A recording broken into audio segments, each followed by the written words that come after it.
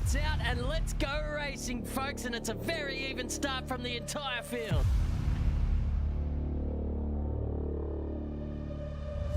There's a freight train forming behind him right now. He will be as nervous as a cat in a room full of rocking chairs. I can give you the hot tip.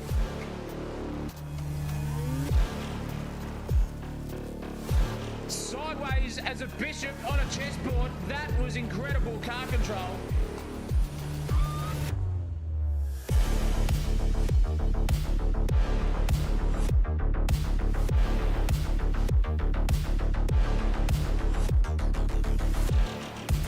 Going for a bit of an ambitious dive now, and oh, there's contact! Here they come now, around the final turn on the final lap. They're side by side. Oh, there's contact now. Someone is going to be hitting the showers early tonight, I'll tell you what. Crosses the line for P1. Brilliant racing, absolutely sensational stuff. This is heart pounding. This is nerves rising. This is sensational TV.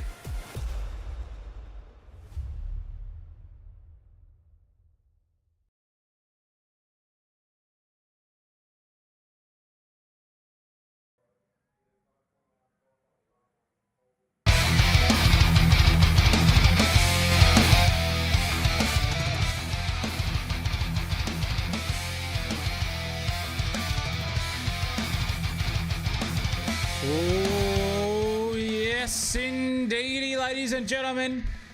It is time for an absolute rip snorter of an event tonight. Good evening to you all and welcome to the mountain, Mount Panorama, the spiritual home of Australian touring car endurance racing. And it's a place where legends are forged and where the mountain decides your fate. Tonight, these Gen 3 supercars here take on 6.2 kilometres of elevation.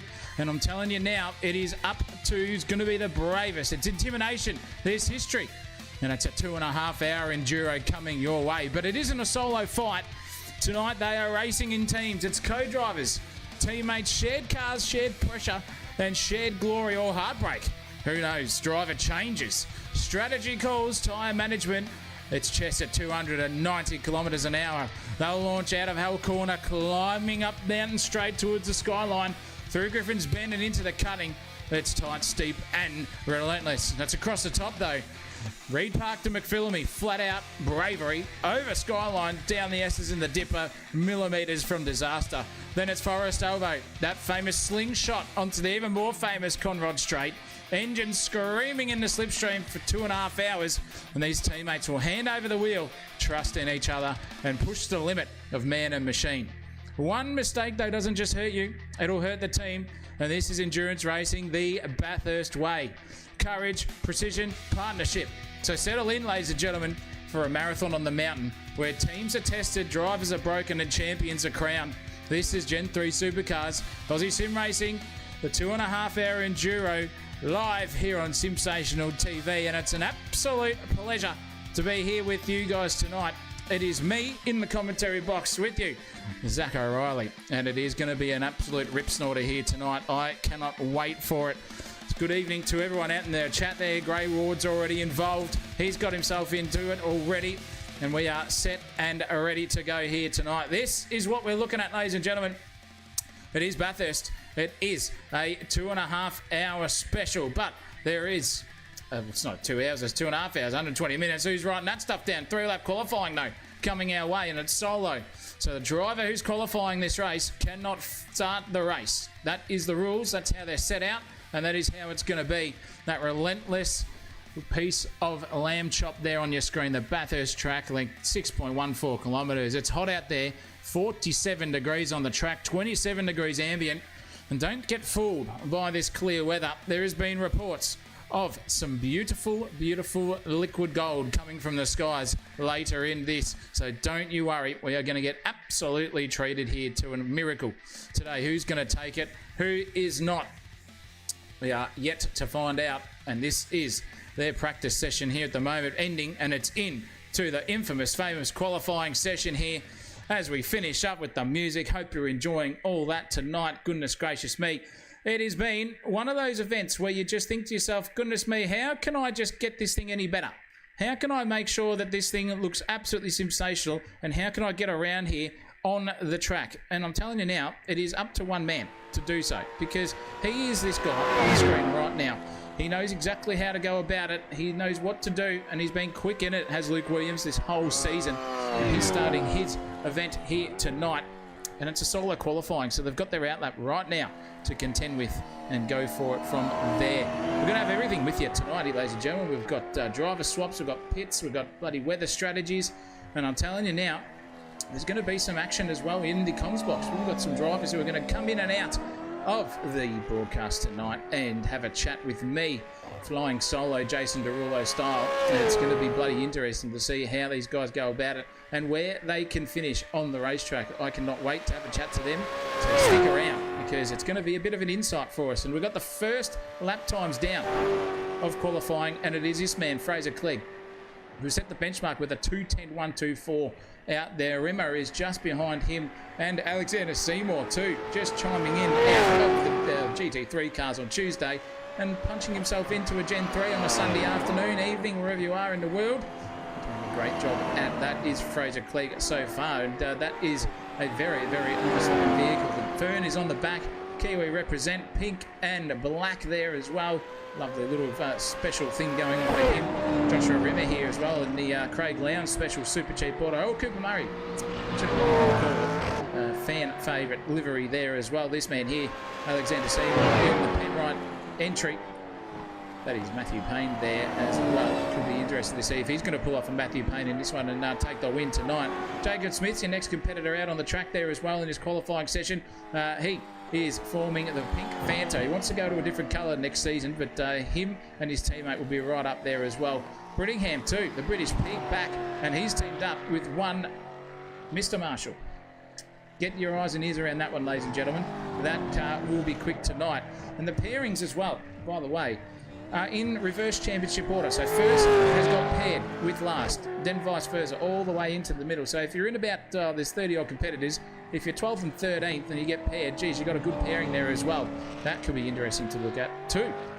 So keep your eyes and ears peeled for this one. Jason Douglas, however, is driving around at the moment, and he's setting some purple sectors as well. Here he is on the screen. He's just about to round the final corner here at Bathurst with 6 minutes and 40 seconds gone in this qualifying session. It's now up to these boys. This could be his second last or his last lap to put down a good time, and he's going to whack one down on the table. It is a 2:10.76. Not too shabby indeed, I would say there. That is a dead set on fire here for these guys. And look how close it is at the top. It's 2/10, and they're only a tenth of a second. So they're all separated by only half a second from first down to fourth. There's anticipated to be 11 or 12 cars out here tonight, which means 22 drivers have committed their Sunday afternoon / evening to this fantastic event. And why bloody not, I say? That is exactly what we want to see. We want to have them all here. We want to get them rip-roaring and ready to go. That's exactly what we've got here in the Aussie Sim Racing Championship. And he's just driving really nicely here at the moment. You can just see from the onboard, it's basically just as you will. Just curl it out of the cunning section. Now we rise up the hill here and go for a very, very treacherous endeavour through the top section of the mountain. Over steer left and right up wherever you want to go, really. It could be left, right, upside down. Who names it? We'll go see in the race session coming our way shortly. And he's doing it really well at the moment. He's set a green in the first sector, then the second micro sector is an orange, and down again on his PB. So he's just towing the line here for his final one. Look how sketchy it is over the top. Goodness gracious me. That was hairier than a gorilla's back. I can give you the hot tip, but he's got it out the other side. Whether that was the quicker way to go wasn't, and he slapped the wall for just good measure. So that is not going to be an improvement for him. Fraser Clegg, though, he's setting improvements just down the road here. He's got two purples in the first, a middle orange, and then a green to come out of Forest Oval. Down Conrad Straight we come. And this man can be on. He'll definitely be on for a good one. Flying passes here at 280 kilometres an hour. They fly through here, nearly 290 by the time they hit this kink in to the famous chase. They go, and it is a very, very nice little livery, this one too. He's got quicker, but just teetering off at the edge here. This could be his last lap of the 1-2. It's a 3-lap solo, and he's only got this one to go, I would say, to cement himself in that P1 position for qualifying here. 8 minutes 52 left to go. Is he going to cross the line and make an improvement here, Fraser Clegg? It is a 2:10.1 to beat, and he's just smashed it out of the park by a second. A 2:9.4, sorry, to finish his proceedings in qualifying. That is on like Donkey Kong here. What has this man got to reply with? He's got a little bit of something going on here. He's dead on his own personal best here at the moment is Alexander Seymour in the Penrod entry. He's following his round to the way. Last quarter of Bathurst here goes in to the corner. He comes out the other side nice and easy there. It's going to be an improvement here for Seymour as he crosses the line. It is. He's jumped Rimmer there by a good 10.5 over him. So it's only half a second now between Fraser Clegg and Alexander Seymour. Rimmer's done. He's out of qualifying. Jason Douglas still has got one more lap to go, I'm pretty sure here. So he could be up and down for his last one. It's the only car out on track at the moment here. He's setting the timing tower alight. Actually, in fact, this man is too. Dean Wright. He's set some personal best, although down the back of the grid is yet to set a time. This could be interesting though. He's been hitting the walls here, left, right and centre, so we'll see how he goes as he flies down Conrad Straight here. On board, let's have a view from the perspective of the driver. And this is what it looks like at 282 and 90 km an hour in a Gen 3 supercar. No, it's not, because that's qualifying done. Easy as you like. That is your results right there. Let's get them before they disappear. If they don't come up, well, they're not going to come up. That's disappointing. But let's finish that qualifying session off here, ladies and gentlemen, and get strappoed in to it as well. Good to see everyone in the chat. Benny Mead's in there. Hackster's in here as well. Lachlan 53. Tooth the Sim Racing's back. Wayne Rodjo's in here as well. It's going to be anyone's tonight, he says. Well, I can tend to agree with you there. And then I'm telling you, Mozza plays games. That's got to be Tom Mozzarella there in head of the cheeseboard territory for sure. Getting involved in that one. But that was qualifying, and the results have not come up here at the moment. And that would be because I've got a little warm-up here before they start proceedings. So before I get into that, that's a 5-minute break, ladies and gentlemen. I'm going to have the vocal cord restage that I need for the next 2.5 hours. 180 minutes of action coming your way. And I'm telling you right now, it's going to be a barnstormer. So strap in, settle down, boyos out there. And we will be back here for the race. In about 3 minutes' time, I'll join you again. SDT Simulator Driver Training is a division of Safe Drive Training, one of Asia Pacific's leading driver training providers. We offer affordable driving simulators that are assembled in our Brisbane head office. SDT simulators are now in use across Australia and are expanding into international markets due to their affordable price, unique features, and customization for driver training. SDT Simulator Driver Training is a division of Safe Drive Training, one of Asia Pacific's leading driver training providers. We offer affordable driving simulators that are assembled in our Brisbane head office. SDT simulators are now in use across Australia and are expanding into international markets due to their affordable price, unique features, and customization for driver training. SDT Simulator Driver Training is a division of Safe Drive Training, one of Asia Pacific's leading driver training providers. We offer affordable driving simulators that are assembled in our Brisbane head office. SDT simulators are now in use across Australia and are expanding into international markets due to their affordable price, unique features, and customization for driver training. SDT Simulator Driver Training is a division of Safe Drive Training, one of Asia Pacific's leading driver training providers. We offer affordable driving simulators that are assembled in our Brisbane head office. SDT simulators are now in use across Australia and are expanding into international markets due to their affordable price, unique features, and customization for driver training.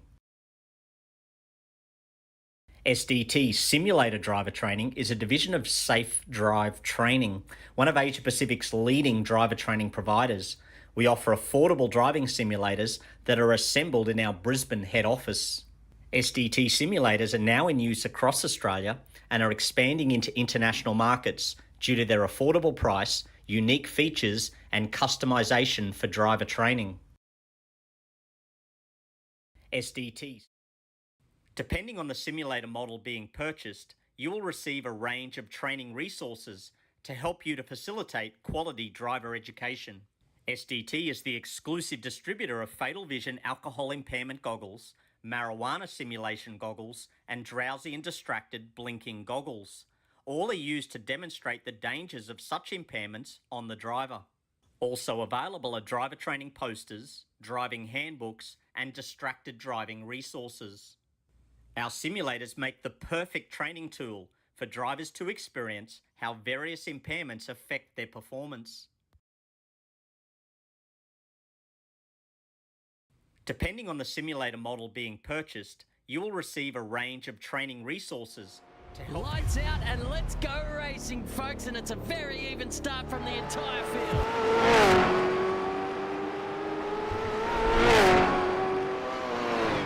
All right, let's get serious now, ladies and gentlemen. Welcome back to a beautiful little warm-up session, prelude to what we are going to see tonight.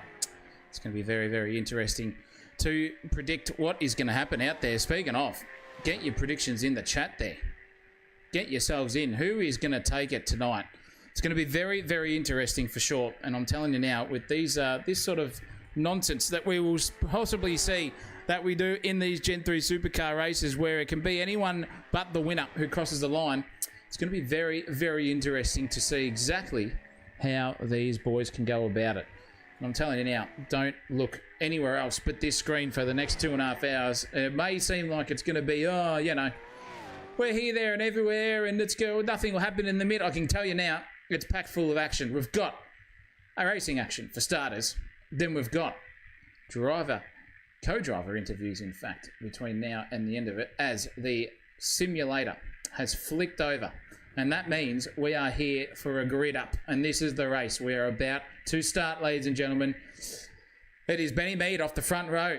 Den Summerall off the second. Jeffrey Price will start third. Douglas, Burke and Sykes 4th, 5th and 6th. Kobe Marshall, Travis Freeman, Ty Saville and Townend round out the top 10. And you got Parko and Dean right there as well in the next one. And if we go further on, you will see there is a couple more competitors. It's not Christopher Munro. We've got Swanson there as well for the 13th car on the track, with Parko and Dean right there sitting in 12th and 11th. But we are about to form up here and get set for a beautiful, beautiful race if Benny Mead does not decide to keep blinking in and out of existence. That is what we don't want, and I'm telling you now, with the old weather coming our way, we get a better view, there we go, coming our way, that could be something to behold. But the lights are up.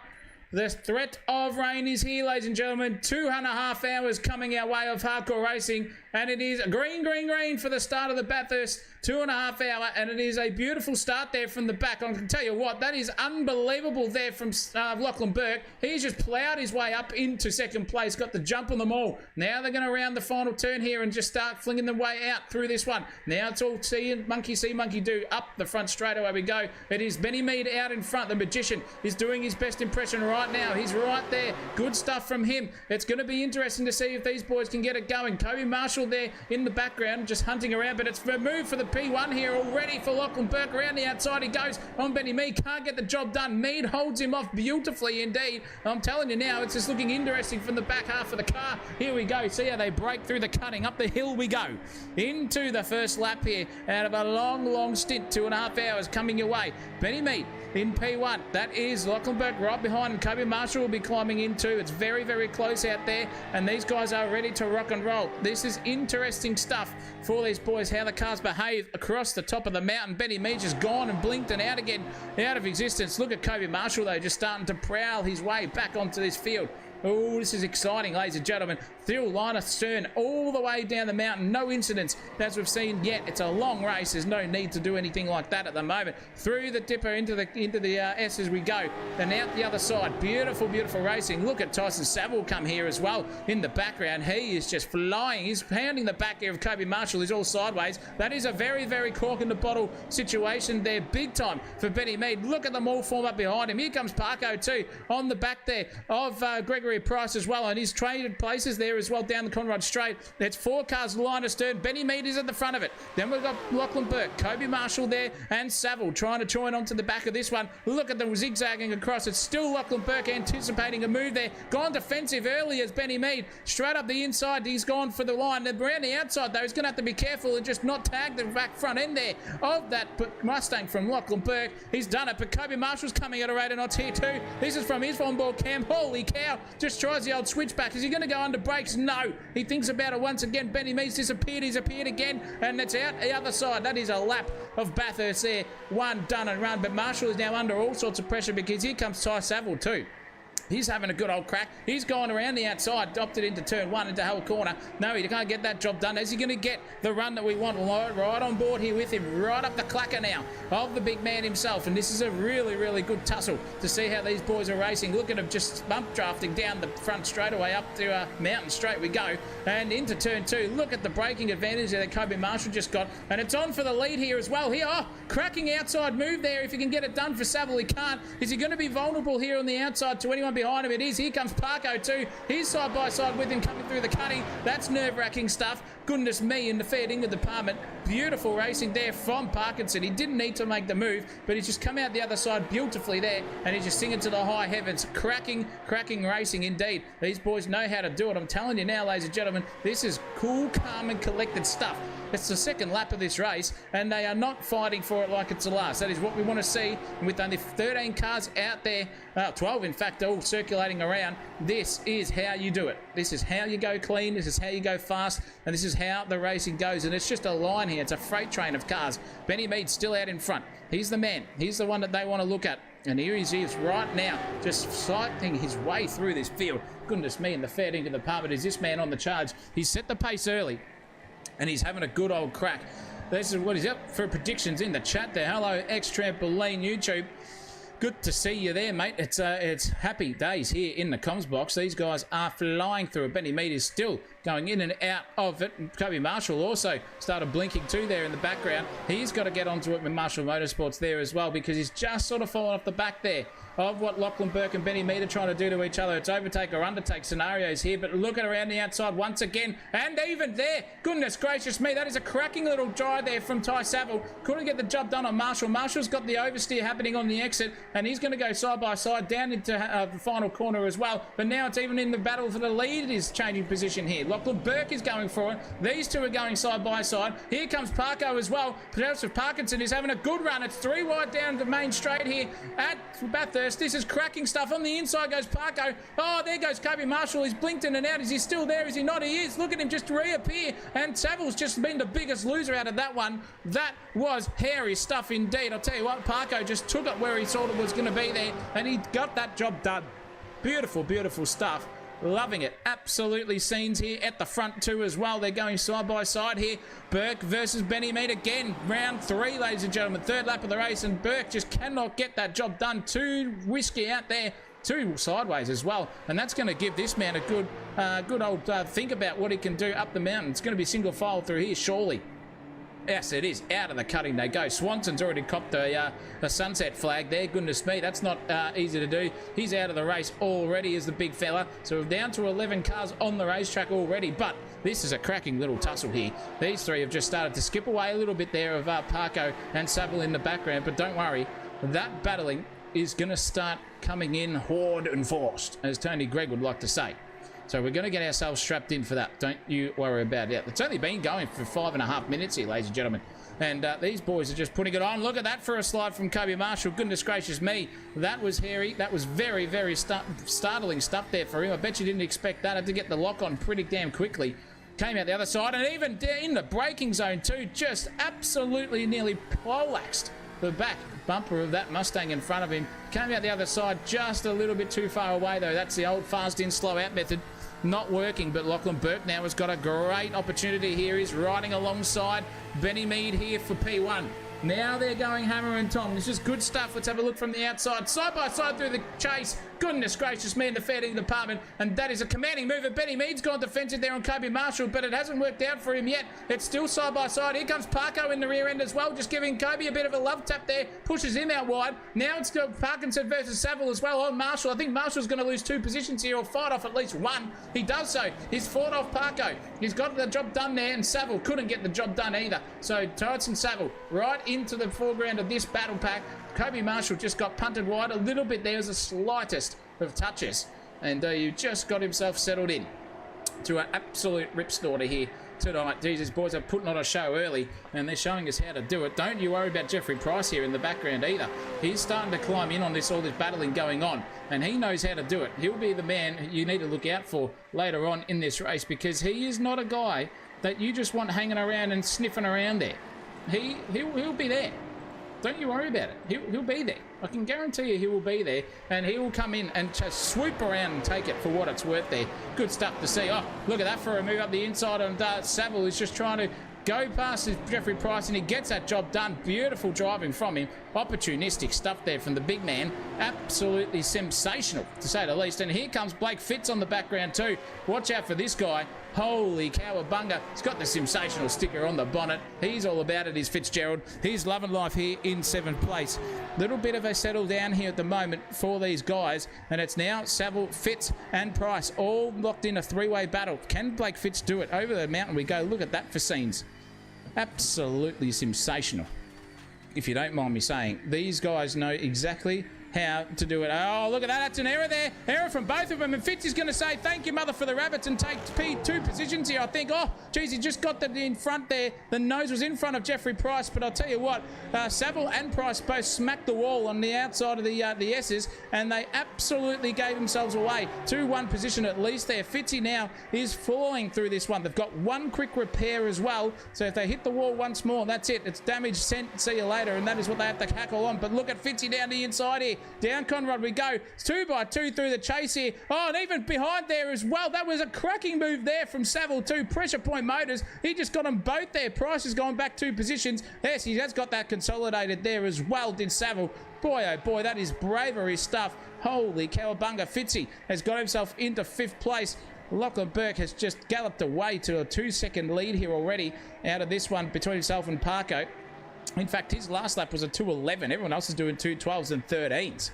So that is pretty damn cool in the pace department. He'll be sitting back looking at that and just relaxing a little bit, I would say, after that. Not ideal for him, but yeah, he'll be excited. He'll be excited, the big man. He's very excited indeed. I can guarantee you that much. But racing, as we go again. It is all on here. It is all ready to rock and roll, and it is still a good little battle here. Fitzy has just got clear of everyone in front of him. Benny Mead and Marshall are just blinking in and out of existence again, and they don't know exactly what they're doing. Oh my goodness me, it's scary what's happening to these boys. But Fitzy has not been able to clear as much as he would like on Mr. Saville, and he's hanging on there. He's just hanging around like a blowfly to a piece of poo at the moment, and driving the absolute ringer off this one. It's not 8:30 yet, nowhere near it. I've got a long way to go here before we can start celebrating on YouTube. Goodness me, what's happening out there in the chat? It's going on. Yeah, well, Burke doesn't it'd be surprised if Burke doesn't get around. Mead says Mozza plays games. Yep, needs to stop trying to get around the outside of turn 2. I agree there, mate. And fast repairs, he'll be right. Only for one of them, Wayno, I reckon. That's probably how it's going to go, but look at them go. Just flying through this thing. If you can't see that thing in your front mirror or windscreen, I'll go, hey. Because that thing is as bright as bright. That is not even Kermit Green. That's even brighter than Kermit Green. And he's just starting to get a little bit of a gap back now. It was 2 seconds between himself and 4th place Kobe Marshall, who is trying to get the big man in front of him. And that man there is trying to get Benny Mead right out of his front vision and get himself further up the road, because at the moment it's looking pretty spicy here for a good opportunistic overtake. Into the chase they go, but they can't get the job done here. It's 2x2 out the other side. Marshall sticking up the inside though, and Benny Mead's got no reply for it. Oh, tank slapper there from the both. He was there, but he was half not there. That was Supercars racing action at its best right there too, and it's allowed these other two right behind in Fitz and Saville to start crying up. There is Benny Mead defending for his life here. Still has got third, but Marshall's going to be under all sorts of pressure here now. Look from the rear end of of his car. There goes one car. There goes the other two around the outside. 3 wide again into the main straight here at Bathurst. And it is Kobe Marshall losing 2 places. Saville gains 1, and he's been bumped wide. Marshall's trying to get back on the track. Now they're rubbing and shouldering each other. Goodness gracious me. That was close there between all 3 of them, not ending in disaster. I don't know how, but Fitzgerald's just yielded and let them all go through for that little battle. He's out of that one. He's not getting sent into that. If that is a indicative premise of what could come, I don't know what it is. It's sunny here at Bathurst. 12 minutes in. It's sunny. You know what that means, ladies and gentlemen? It's going to start to change. Oh, that is my prediction anyway. Don't you worry about that. The clouds are starting to form over here. It's just getting a little bit spicy between these guys, and now they know that something is going to happen. It's all about how far up the road you can get. Burke has not been able to shake Parkinson now. It's under 2 seconds there or thereabouts between P1 and 2. This battle here for 4th, 5th is on like Donkey Kong here. They're going hammer and tong far out over McPhillamy into Reed Parkway. Goodness me, that is just incredible stuff. Look at the way that Saville is just hounding the back here of Kobe Marshall. It is just nuts. Down the hill we go. Into the S's, over Skyline S's, Dipper coming our way. There it is, out the other side. And then we flick it left and right, just touching the wall, kissing it concrete style there was Saville. And he's gone for the move. That is Kobe Marshall's line through there. He goes mid-track. And then you can see what's going on. We see the engine of the bloody car come up. That's how close Saville was to getting a punch out the other side. And now Marshall has got a good opportunity because in front of him is a beautiful slipstream here of one Benny Mead. He's just going to cop it. Is he going to go to the outside again? He is. Oh, Benny's just shut the door on him. Marshall's had to go to the inside onto the bunda, and there will be goes Blake Fitz as well, or Saville. Sorry, it's Saville, but Marshall's sticking it back around the outside. He's trying to go for it too with Saville too. It's going to be interesting. Now they're hip and shouldered each other again. Oh, turned around there. Here's the big man. Kobe Marshall's just been punterinoed, but in the fairness of love and war there and motorsport gentlemanship, they have come out the other side with not a car facing the wrong way out of it, but minor places have been lost here. That is Freeman trying to get involved, and Townend, no, so it's Townend actually trying to get involved with Marshall Motorsports. Fitz has now got a little bit of a jump. Now it's on like Donkey Kong here between Saville because he has got the job done here purposely around the outside of Priceless. He's going. Now he's got the inside there run up the hill. So it's going to be Fitzy who's going to try and get past there of Price. He has got the job done already. Now it's a neck and neck drag race. We'll have to look from the chopper cam here as we go across. If I can get the bloody chopper cam. That one. That's the one we want. There is Fitzy. He's got past Jeffrey Price, as we like to call him. I know his name's Greg, but we call him Jeffrey. There's Kobe Marshall in the background having a good tussle at Price O'Horse. Just gets a double down earlier and just says thank you. Out the other side goes Kobe Marshall. That is a P6 position there, and he'll be happy as a dog with a tin dick, just trying to get himself back around and into this battling, because I tell you what, right now, he was dead set about 55 seconds ago, probably red misting as much as his cockpit camera view was, and his paint job on the outside. He got turned around. Fitz has gone to the bunda on the inside. That is Townend. I think, no, it's not. That would be Cook Maitland getting right out of the way of them all, and just at the wrong place at the wrong time. Nearly there, but they all survive, thankfully, out of that one.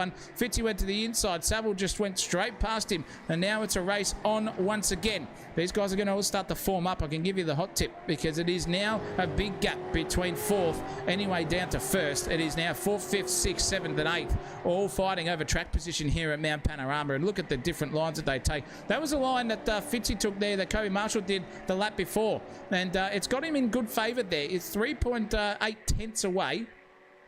And you can just see it starting to dip now. It's not going to be close enough by the time we get down the end of Conrod here for Kobe Marshall to have a look-see at Fitzy, but on board with him here, you can see exactly how they're doing it, and they're doing it pretty well. Just using the outside apron there, still using it a little bit too much, but in saying that, it's not too bad. I don't mind it. I don't mind how they're doing it. They're driving a pretty cool, calmly and collectively, and with all of this toing and froing and effing and jeffing going on in the chats, I can tell you, voice comms, these boys are still racing on, and they're still in it. Marshall in 6th. That is Fitzy in front of him. Then it is Tyson Saville, not too far down the road as well. And while we're here, it is just a little bit of a lull in these proceedings, but it doesn't matter. I'm going to crank it up here, ladies and gentlemen, with the new graphic on board. You guys have a listen to this. Let's go on board with the one-man Kobe Marshall here for a lap of Mount Panorama.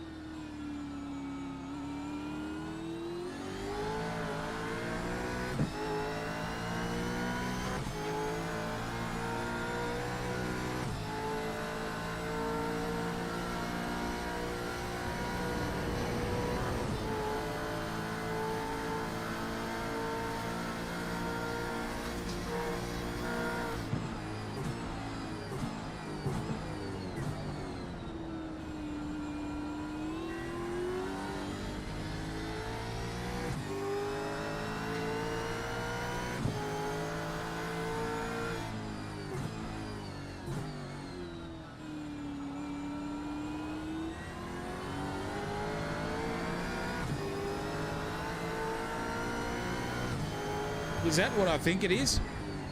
Is that perspiration coming from my eyebrows here, or was that rain on the windscreen I just saw on the second third of this Bathurst track? I don't know, but it looked like there was rain there, ladies and gentlemen. Get yourselves excited. It's raining on the hill. Is it a passing shower though, or is it just a little bit of a fleeting grasp of what's going to happen? No, it's started to break and wind here, and God is starting to go to the toilet and let the kids out of the pool at some stage, I'm telling you, and he's going to drop them off at the same time here. It is raining. Spits are on the track, but this is not going to hamper him so far here. This is just a little bit of something to think about, and he's got the job done there as Kobe Marshall straight around the outside of Fitzy.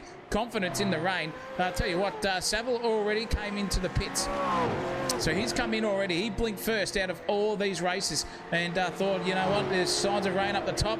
I'm putting the wets on. Is that going to hurt him, though, in this? Or is his teammate having a look and going, mate, it's just starting to get a bit rainy and misty out there. We can't see the top of the hill, or it's disappearing at a rate of knots. So I'm going to start thinking about how I'm going to go into this one. It is just starting to get to that point, ladies and gentlemen, where the question can be asked. Is it raining at too much of the circuit, or is it not raining where it matters? That is what you've got to gamble, and that is the big thing. And look at them already struggling. That was nearly into the wall there for Kobe Marshall as well.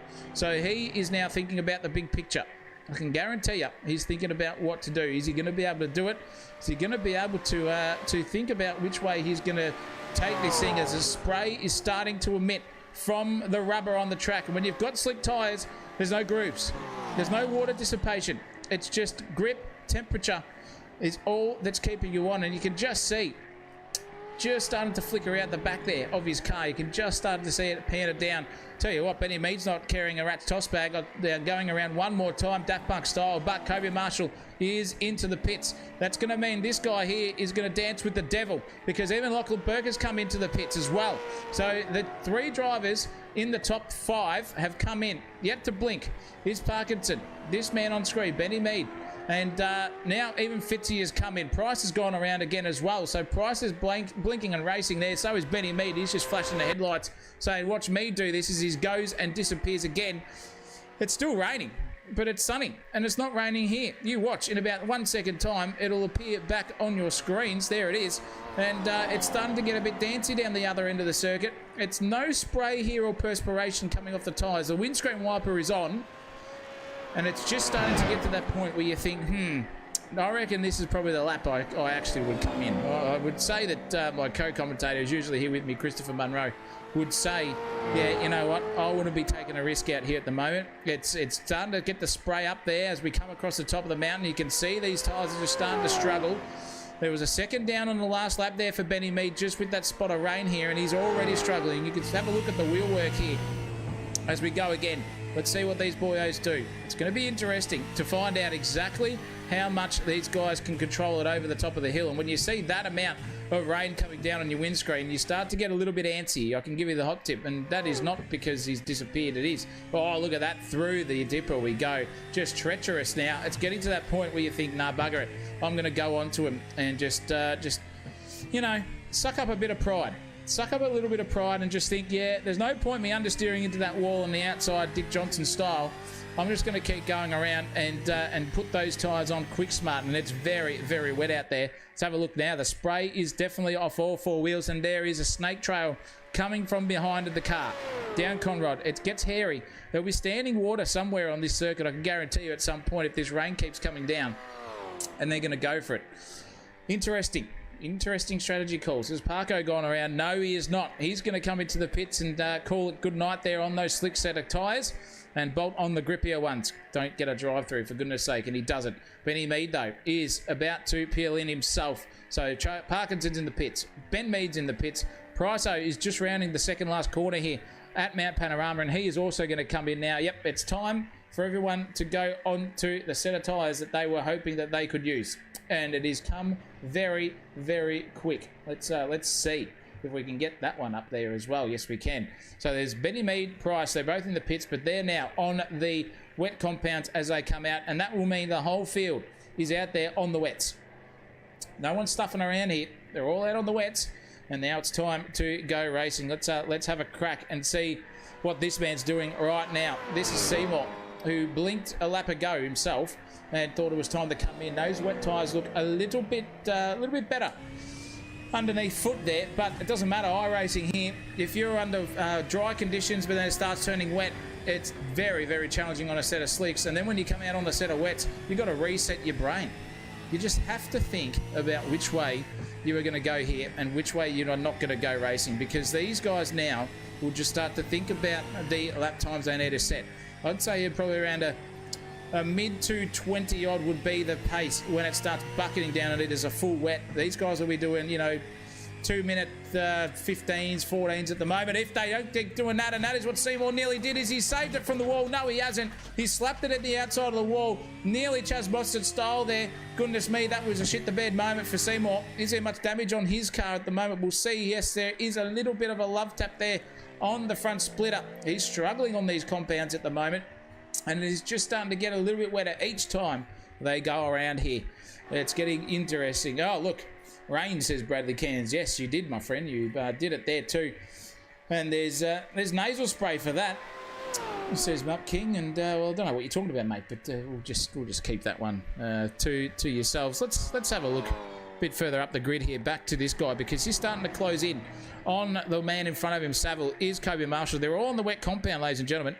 They're all on it, but I'm telling you right now, that doesn't mean a rat's toss bay. It's just racing out now, hammer and tong between these two, and it's looking like it's just dancing with the devil. It's not raining right there, then it rains again. Oh, look at them sliding all over the place.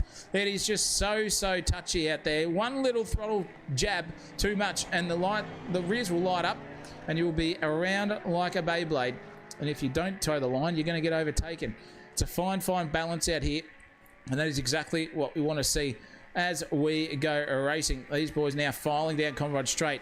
About 0.4 of a second now is the gap between Marshall and Saville. Parkinson has done the overcut on Lachlan Burke and got into the lead as well with the pit stop. So a good start from him. He's happy, very, very happy as well. He'll be in the lead, but he's only got a second there or abouts to Lachlan Burke. So it's going to be interesting to see how these boyos go. Just one quick sip of the Bevo. As they say, wet the whistle back in the 1920s, maybe even the 1800s, I don't know. But, that doesn't mean much at the moment. Let's have a look at how these guys are going in basically the driver department here. These are our battles for first at the moment. Parko's up from dead last where he started. Burke's up 3. Everyone's up apart from Fraser Clegg down in 5th place at the moment. Then you're going to have a look here at the deltas between these two, or between the 5th and 4th. They're now approaching 11 seconds off the lead of the race, or thereabouts. So it's going to be interesting to see what these guys do, and even just the sector times here alone between Marshall and Clegg. Clegg is just going a bit quicker. So if he keeps battling on here with Saville, Fraser could be up there by the next pit stop. It's going to be interesting to see how they do it and how they go about it, but boy, oh boy, is it interesting. And look at them tiptoe around. It doesn't even look like it should be raining up this half of the mountain, but you look back down the mountain there, and it is definitely pissing down. Absolute scenes here by these guys. Don't know how they're doing it, how they're keeping it on the track so far, but they're doing a good job. These are the treacherous conditions, half dry, half wet. Not really wet enough to get the tyres up to temp. Then at the same time, if you have got them up to temp, you don't want to wear them out too quickly, because once they start to dissipate off that leading edge of the groove and round off a little bit from getting too hot, then those wet tyres just start to become shagged. And look at that from Kobe Marshall, really flogging the wheels off this thing already. And this is going to put a bit of a strategy call into it, because I reckon half of these boyos anticipated that the rain was going to come a little bit later in this session, not now. So their teammates are out there just trundling around in the wet, going for it. Maybe by the time they come out, it's going to be dry. Oh, I don't know, but that's what we come here for, ladies and gentlemen, and it's all up to the racing gods and Mother Nature herself to give us a show. It's not raining here. The track is wet. No signs of perspiration on the track cameras as we go through. It is still wet as a shaggy gorilla on the track there as well. But these boys won't be thinking about that. They'll just be thinking about how they get around here and how they do so. And look at the way that they're doing it. It's just slip angle stuff there, ladies and gentlemen. Parkinson leads over Burke by a second, doing similar lap times, 2:23s. at the moment. Last lap for Kobe Marshall was a 2:23.9 as well.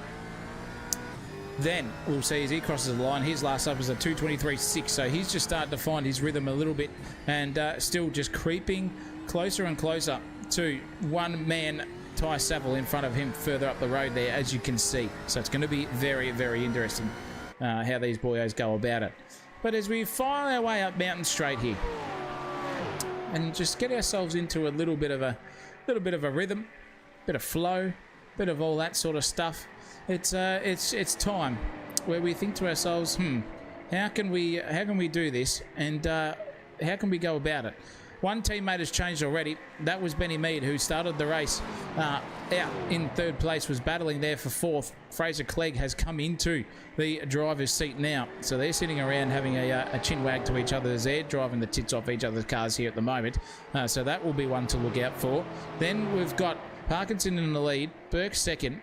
Saville and Marshall now are these two guys on screen, just about a second behind each other, but big gap between Saville to Lachlan Burke out there as well. So these boyos now are just starting to think about which way they can go racing, and how they do it. How are these boys going? Let's have a look at these guys as we go up and down the field. This is Travis Freeman here, and this is a tight little looking livery as well. A bit of blue and white mid-pack racing on there as well. No sponsors, no worries for these boys. Don't need much. They're just going to go out there and just call themselves MPR. I would do no different, boys. It's exactly how you do it. Sitting in 7th place at the moment. Good job from him.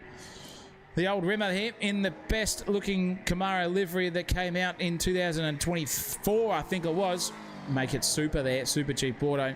Doing a nice job there in 6th place, and just starting to find his rhythm. Look at that through the dipper there as well. Beautiful. Just up against the concrete wall there, and out the other side he goes and fires down into Forest Elbow. Comes out the other side of this one nicely. Thank you, mother, for the rabbits, he says, and trundles on down Conrad Straight. Here's the big man. This was Fitzgerald's teammate, Dean Wright. He's in the box now. He's in the hot seat. And he's going for it too here in that bright green car. It's still a bit of blue sky up there, but it's now definitely raining a lot down here on Conrad Straight. Chris Townend doing a nice job. Another good-looking livery here in the Mustang. He's sitting in 9th place. Healthy Heads. Guessing that's for Mental Health Australia. Doing a nice job there as well. And just a little bit of, oh, Healthy Heads, Trucks and Sheds, in fact. Okay. Well, that could be interesting. Let's go back here because this has just started to spice up now. Saville has made an error, and Kobe Marshall's back on him. Back on him really, really quickly. Let's see if we can get the incident box up here and see if it'll show us what happened there between them two. Was that before? No, that was a fair while ago. Nothing was registered there, so just maybe a little bit of an error for this guy out in front of Kobe Marshall at the moment. Let's have a look on board with him and just look at that. Listen to the tyre squelch. It's like literally just tiptoeing your way around here at the moment. They're firing their way. They're just throttle tracing as they go, just squiggling it around up the hill they go. Look at the car behaviour from Saville there versus Marshall. Looks a bit more calm, cool and collected there, I reckon, under Marshall's wheel and throttle pedal. But boy, oh boy, are they going for it. And look at that for a bit of a send out the other side. Over the great section, we go out the other side into Reed Park. Beautiful stuff here. Up over Skyline. Lovely, lovely bit of driving here from both of these guys on board. And it's just a testament to keep it out of the wall so far. If you can do it now, you're going to be right for the rest of the race. I can guarantee you that much. That's exactly what is going to happen. And there's no better place to do it, for sure. Then Mount Panorama. Show off your skills. Brag to the misso. Brag to your cousins, your uncles, your grandmas, anyone who's watching. Good evening to all of you out there in YouTube land. It's good to have you with us here. We've got plenty of people in the chat. Need to put a poll out there. Who's going to be the first person to absolutely yeet themselves off the circuit? Because this one here is just starting to get a bit spicy again. Raining down Conrad once again now. And it is Kobe Marshall who's got opted to the inside of the track, down through the chase, and nothing that Saville could do there. He just had to go for the switchback around the outside. Kobe Marshall was just commanding track position there, and he's got P3 done over Ty Saville. Now, can he hold on to it, though? Because these two have been trading places like Pokemon cards here at the moment at the Comic-Con Festival. They're just going for it. Hammer and Tong. Look at this this guy behind Saville coming around. He tries to break it a bit later. Out of the final turn, here we go onto the front straightaway again, and he's just there. A little bit of overlap. Marshall saw him there too. Who's got the best drive out of the corner? It's even Stevens here. It's probably advantage Saville around the outside. So he's going to have to do it the long way, which is on the preferred racing line for a bit of grippo out there. But it's Marshall now who's just going to have to let him pass there. There's a bit of overlap, but he gets the job done out the other side and flickers in and out of existence, Benny Mead style. And it is now Marshall cemented himself so far up this lap into P3. Saville is going to have to sit behind and just count his stones there for a little bit and just think about the long haul. Doesn't want to sit in that spray that comes from the back of the Camaro there too. And he's just looking around the outside again. Hasn't worked for many other drivers in this race so far, but even Stevens again, it's a 1/10 of a second. It's so close here. Look at the closing speed there. Don't want to go too hot into there because you'll slap that outside wall, Jamie Whincup style, and rotate the car around. None of them do it though. Out the other side, there it is from the bumper cam on the rear of Kobe Marshall. That's Saville right there with him, having a good old crack at each other. Cracking racing. Look at the closing speed there. Close as you come across the top of the mountain. Holy cow indeed. You don't want to be too close there. You just want to sort of let them make an error so you don't get caught up in that, or monkey see, monkey do your way out the other side. But he's just put the power down now as Marshall up over the nice kick to the left we go, and then power out the other side. This is the first section of the circuit where you start to think about how you're going to fight it down, and it's very, very dark out there. Look at that through the cockpit. Kobe Marshall wrestling this thing, just turning once, turning twice, just getting it out the other side beautifully there. Noses himself through the S's and the dipper. Beautiful stuff. And he's just following his way through. Gone for the outside line now into Forest Elbow. And he's understeering a little bit wide, but he'll put the power down now and climb out the other side. And he's just gapped there, Saville there by a good 3 or 4 tenths alone over the top of the mountain. Down the hill we go. That is a nice little run there from Kobe Marshall. He'll be thinking about that and going, you know what, that felt pretty good. Let's just emulate that lap after lap, and I might have him by 2 or 3 tenths, which could equal a fair old chunk of margin between myself and the man next to me, or right behind me, in fact, in the racing. This is good stuff. Good stuff to see how these boyos go about it as well. I like seeing a bit of biffo, but I also love seeing racecraft, and that is exactly what we're getting out there. Are we entertained in the chat out there? Are we entertained? I don't know, because none of you are talking. Give me something, for Christ's sake. Got to get out there and have a good old tussle with each other and just fling some questions left and right. If you've got any questions as well in the chat side, because we'll be hearing from drivers soon. Flick them about myself or about the race and whatever. Flick them through to me and I'll definitely answer your questions as we keep on racing around Mount Panorama. It's 3 seconds now between Parkinson and Burke. That is a huge gap out there. In fact, let's go and have a look at how Lachlan Burke's doing it here, because that is Parkinson just out there in front. He's in the pink Phantom livery car at the moment. This is Jacob Smith's teammate. And nearly, in fact, did punch the outside wall there. So that's a bit hairy. Let's see if we can get the replay up of that one, because he did touch the back of it, and it wasn't the way to do it. Let's, in fact, before we do that, Cook Maitland has had an error here. What has he done? I think he's just entered the pit. He had a crash. And where is he? Oh, look at that. Rotate him around as Cook Maitland. Does he save it? He does. No, he doesn't. Just pirouettes himself out. Is he going to flick reverse and go backwards again? He is. Oh, no. That is hairy stuff. Very, very close there. Goodness gracious me. That was too close for comfort. I can tell you what. That was close between that guy. I think it was Dean Wright as well, who just got through. But let's get back to the action now, ladies and gentlemen, and see how we can go, because that was too close for comfort, if you ask me. Right at the top of the treacherous mountain in the wet too, and you see a car facing perpendicular to the circuit. It's enough to maybe half-old ejaculate the bows there, and you catch it right at the last minute. That's the scenario that we're working with here. And that is exactly probably what happened there. I think that was to Dean Wright as well. But we'll keep racing onwards. Lachlan Burke now just closing up on Parko. Was 2 seconds. Now it's down to 1.2. So little interesting sort of scenario going on here. Was it just an errant mistake there from Parko? Easy to do. Easy to do. And at the moment, these cars are probably doing exactly what Parkinson does. Just bloody shaking everywhere. Who knows? Who knows? That was a really bad joke. But, you know, keep going, and it's racing on. It's now 1.2 seconds between Burke and Parkinson. And with the lull in proceedings, once again, ladies and gentlemen, time for me to take a vocal break.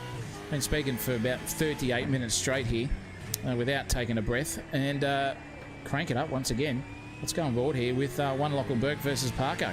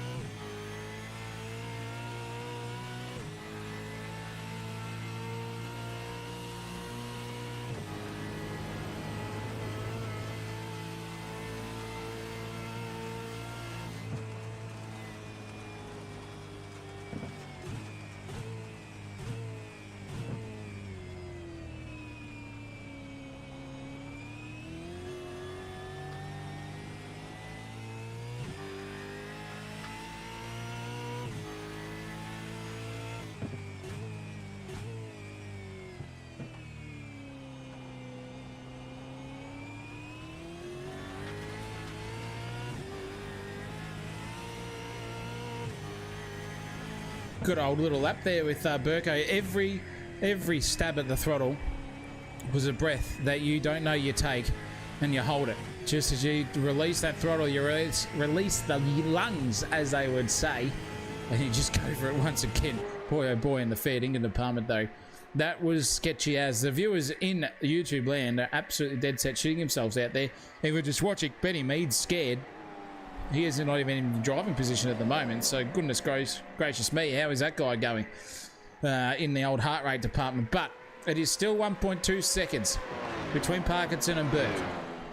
Kobe Marshall's 10 seconds away, but that gap has decreased. So he's been released of Saville, and he's on the march as well. So look out for him in the podium position there in third place as well. That's going to be very, very interesting to see as we go on during this race. Seymour has just started to get a little bit closer now. This is good stuff from Seymour. He's closing on the back end of Shelton. Shelton is sitting there and looking up the inside. Goes Seymour. Beautiful racing maneuver there in the wet, under confidence, under brakes. And just says thank you and skips his way back into 9th place now. He's got a hell of a gap to make up, though, at the moment. These are all indicative lap times, ladies and gentlemen, but also indicative to where they are on the circuit.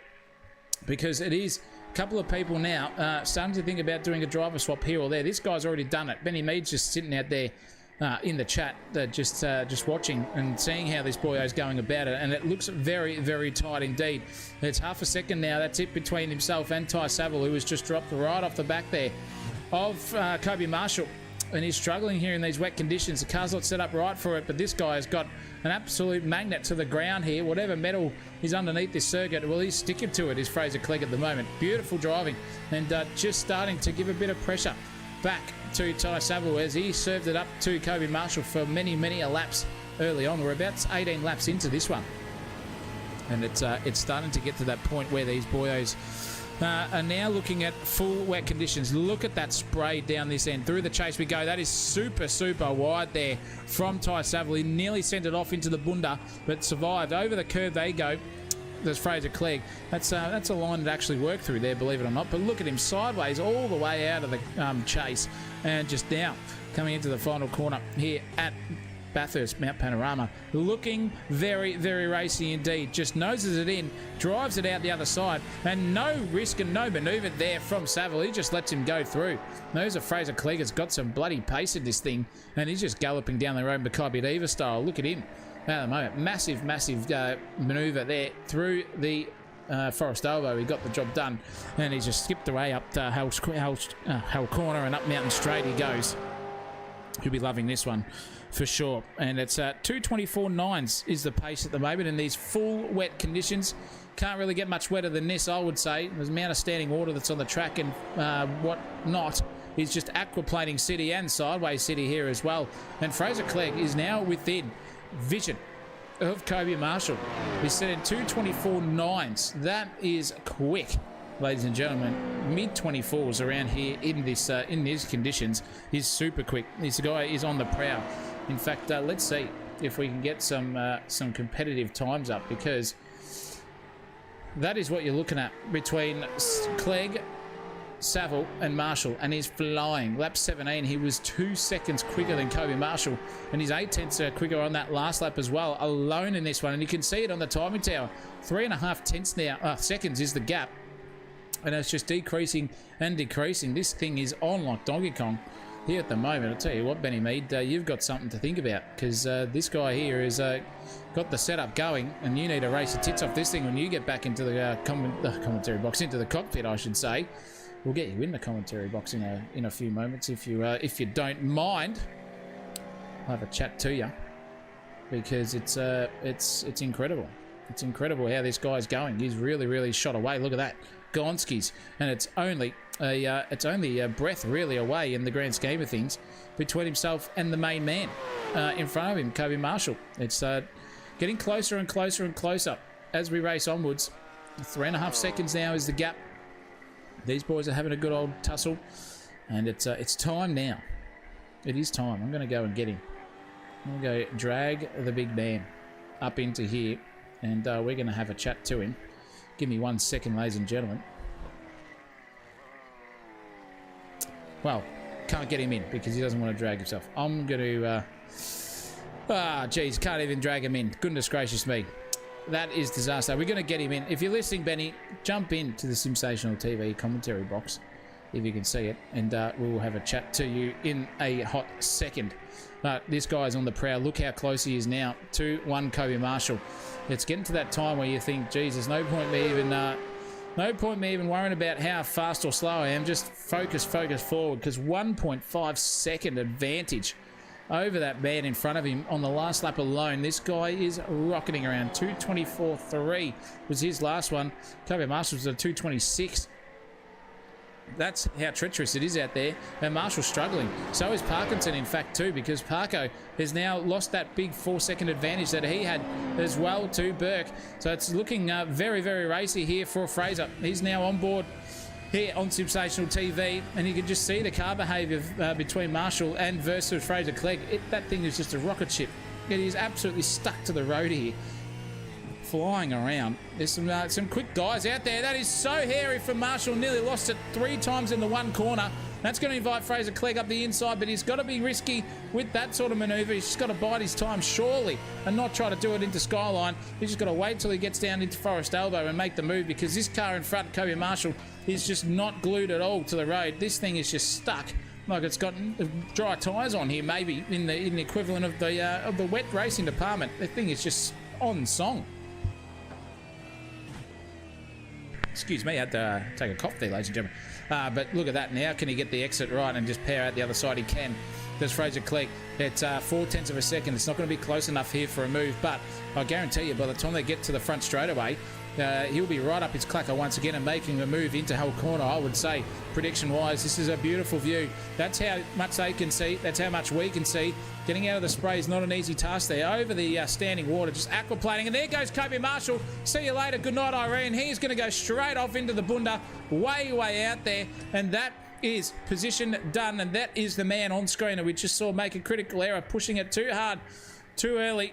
And it's just released Fraser out the other side. And here comes Saville too. He's just going to add insult to injury there for poor old Kobe Marshall with dirty tyres. Oh, that is a disaster for the big man. He didn't want that to happen, I can guarantee you. And let's go back and have a look of this little incident that we saw just happen. This is him. So he's got Fraser right behind him, and he's just gone way too wide out through the chase. Goodness me, and it's just lock all the front wheels, no steering, let go of the brake. Then thank God the gravel trap slows me down and gets me out the other side, because that was scary stuff for the big man. And he is galloping on now. 5th place. Bit of insult to injury there for him. And there is Ty Saville back in front of him, who he worked so hard to get past in Kobe Marshall early on in this race. And now he'll just be looking at that car at the back and going, holy cow, what am I going to do? But this is the guy. This is the man we want to look at. 49 minutes nearabouts into this race. And he's flying around here at Mount Panorama. 7 seconds is now the gap between himself and Lachlan Burke. Parkinson and Burke got close to each other as well, but then Parko's just galloped away once again out of this one. Maitland's copped the drive-through as well. So insult to injury for him too. Not the thing to beat. Goodness gracious me. G'day, Wooly T. Wooly YT, what's good, chat? Well, mate, everything's good out there. Go on, give him a reply out there, ladies and gentlemen. This is exactly what we want to see. We want to see people involved. We want you out there. I want you to give me some questions as well. I'll happily answer them as we go along. Bloody word out there. Get them out there, ready to rock and roll. This sounds like there is one man who has entered the chat, and I'm going to get him right there. One man. Benny Mead, the magician. How are you, my dear friend? Yeah, good. Just drying off. Just drying off. It's very, very wet out there. I don't know how you dry off when you're in a cockpit, mate. There's not an open wheeler. Sweat. Oh, from sweat. You know. Absolutely. You nervous as a cat in a room full of rocking chairs, are you? Oh, mate, I'm sweating like a gypsy with a mortgage. It's bloody no good. Sweating like a bloody, what do they call them? What did you say? A gypsy with a mortgage, was it? Yeah, gypsy with a mortgage. Yeah, that's a good one. I was going to say sweating like an arsonist at a bonfire, but you know, same but different. How was the first stint, mate? It looked pretty good. You were fighting away there for a couple of minutes there with some boys, and then the rain started to come, and you just said, "No, I'm out." Well, it was good. Lachlan was putting the pressure on, and I was they were definitely a lot faster than me. But Fraser was pretty keen to do the wet part, and I wasn't going to say no to that, so definitely hand the seat over to him. So he looks like he's well under control, but we were battling a little bit with getting heat in the tyres. The rain wasn't just quite coming down as much, so yeah, but it looks like he's got it dialed in now. He's going mock Jesus, so which is good. So yeah. Well, he's parting the seas like Moses at the moment. He's just that the whatever tyres are on that thing are from outer world, because he's just got so much grip out there. Is that your setup? Is that his setup? A bit of combination of both, or? It's mostly his setup. I think the only thing we changed to match was just the brake bias. That was it.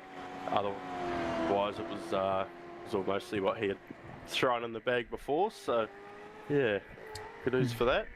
Well, it seems to be working. He's just had a bit of a slide there. As I'm looking at him live, you're on a bit of a delay, but he's doing a good job. He just looks cool, calm and collected. He doesn't care about standing water, though. He's just hitting those puddles like they owe him money at the moment. From experience, it's trying to get them cool down. It's just way too hot. Did you bump them right up initially for the pressure-wise and then just sent it, or was it, oh, this is about a happy medium sort of thing? Well, the practice we did before, the temp was probably about, I think it was 8 degrees cooler.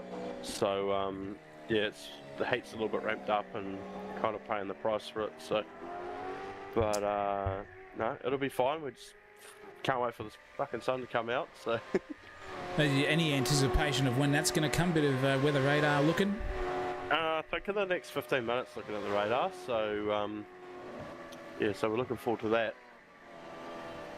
Is there going to be, I don't know, a driver swap when it's dry and you're just going to file in? Because there's a rule that you at least both have to do an hour.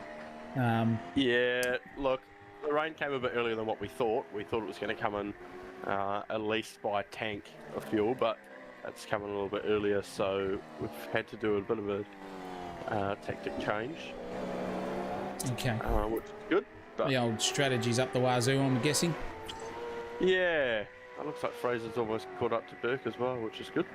He's flying. He was doing at least 1.4, 1.3 seconds quicker than everyone when it was full wet, and now he's just doing 2:23.7s. Everyone was doing 2:25s, 2:26s, so he's on the prayer, mate. Pressure's on. Yeah, he's got the hammer on. The parachute's hopped out of the car and the rocket's got in, so... Well, let's hopefully you can punch some holes in that parachute, figuratively speaking, and get yourselves back and settled in. Are we going to see you in the next 15, or have we got another 25 minutes or so of Fraser running? I think just whenever he thinks the tyres have done their judicial, then I'll get in and I'll try to stay off the wall. So well, it's looking like they're a little bit skatey at the moment, mate, so I might let you get back to it because he's probably screaming at you and you're not even in the chat. And he probably wants to get out of a quick smart here on the live, so good to chat to you, mate. When you get out again, feel free to jump back in and have a further recap, and fingers crossed it all goes well. Yeah, no worries. I'll send Fraser your way when he gets out. Yeah, mate, whack him in. Sounds good. No worries. See ya. Thank you. That there was one Benny Mead, who is the teammate of the guy on screen at the moment, who is just really closed up onto the back end of Lachlan Burke now. He is flying. That 1.4, 1.5 second delta is real. It was not what you wanted to see. And look at the thing just dancing its way there for Lachlan Burke. Those tyres on his car are absolutely shagged at the moment. And this is the view from the back end. He's going to have to try and drive the wheels off this thing at the moment if he's going to get anything in the way of a move done in the defence department, because that guy behind him is on a mission, and it is drying out, ladies and gentlemen. There's no rain on the screen, which means the track is probably going to dry out, as Benny Mead said in the comms box, in the next 15 minutes. That is hairy stuff through the chase. Goodness me. Is he going to get it pulled up, Lachlan Burke? I hope he does. He does so. He's got some lap traffic cars in front of him. That would, I think that's Cook Maitland or one of the boys. No, it's not. That would be Townend, I think it is, or even Shelton. And now they're trying to get past him. He's right there. That's as easy as you like. He gets right out of the way. Beautiful stuff in the FPV car and out the other side. But now look at, here goes Clegg. He's got the move done. He's going to go for this one. This is easy as you like, ladies and gentlemen. Down the straightaway we go. And it's up the inside. Goes Fraser Clegg on Lachlan Burke. Is he going to fight him? Is he going to hammer it? No, he's not. He's just going to let him go by. This guy is singing. 2:26 was his last lap whilst overtaking. Is what the guys were doing when it was full wet. That's how much it's drying out. The delta is coming down.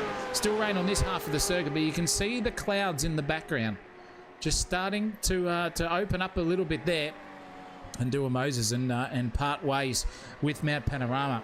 Or is it? Is it just going to keep coming back and just give us some false sense of security in this one? Who knows? But big story is Parko out in the lead. Now can see that Clegg is 3.94 seconds away from him. And that thing is going to just ever decrease, ladies and gentlemen. That top of your timing tower on the left-hand side. Keep an eye on that delta. Look at, he's already punched 0.4 of a second out of him in 2 corners. He's just flying around. Parko here, let's have a look on board and see what he's looking like. Oh, geez, he's so close to the outside wall there that he's very much clearing up there. The rain is just a little minor shower here from what we saw at the start when it started to rain. But he is just dancing with the devil everywhere. That thing is just understeering like a bloody yank tank back in the 50s. It's just not behaving, and it's even dancing on the rear end as well. Righto's caught a drive-through penalty for pit lane. I'm guessing that's for speeding for him, and he'll have to do one more course through there as well. But Parkinson here is under all sorts. It's under 3 seconds behind. Let's see. Yes, you can just see in the background there. That is Fraser Clegg coming at a rate of knots here. He comes fast, apparently. That's what I've been told. And he's doing it here on the sim racing land as well. What a beautiful, beautiful drive from him. But Parko's still leading this one. He's up from 11th place, mind you. Dead set last. A beautiful bit of strategy so far between him and his teammate. And while we're on that topic as well, let's get to the teammates here, and we will tell you. So it is Benny Mead and Fraser Clegg. Then it is Parkinson with Bradley Armstrong on your screen. So Armstrong's going to be hopping in the car soon. Then it's where are we? Then we've got Burko and Jacob in their Fender car coming around as well. Then we will have also with, at the moment, it looks like where is Dean Wright? He's not even there. Oh yeah, he's with Blake Fitzy. That is not good for them. They just copped the black flag, so they're going to be spewing.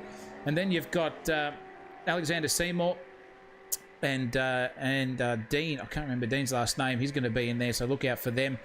Then we've got Chris Townend and Luke Wright as well. And there's 2 rights out there, mind you. And then Carl and Kobe are in the Marshall Motorsports car as well. It's going to be easy. Jeffrey Price and Joshy are in that car too, so watch out for that one. That's Joshy Rimmer, who's in 6th place as well. So these guys are going to start swapping positions, I reckon, in the cockpit in the next couple of moments, because it's starting to dry out a little bit. It's these tyres are starting to shout to high heavens. Clegg has not come into the pits, so he's pretty comfortable where he is at the moment, driving around. It looked a bit skatey there when it was full wet, but I think the track has just dried out at the perfect time for his tyres to now dissipate the water effectively for the rest of this, and he's doing a good job. But Parko also, full credit to this guy. He's been leading the race for a long time. This guy behind him is just gumming at him like a missile.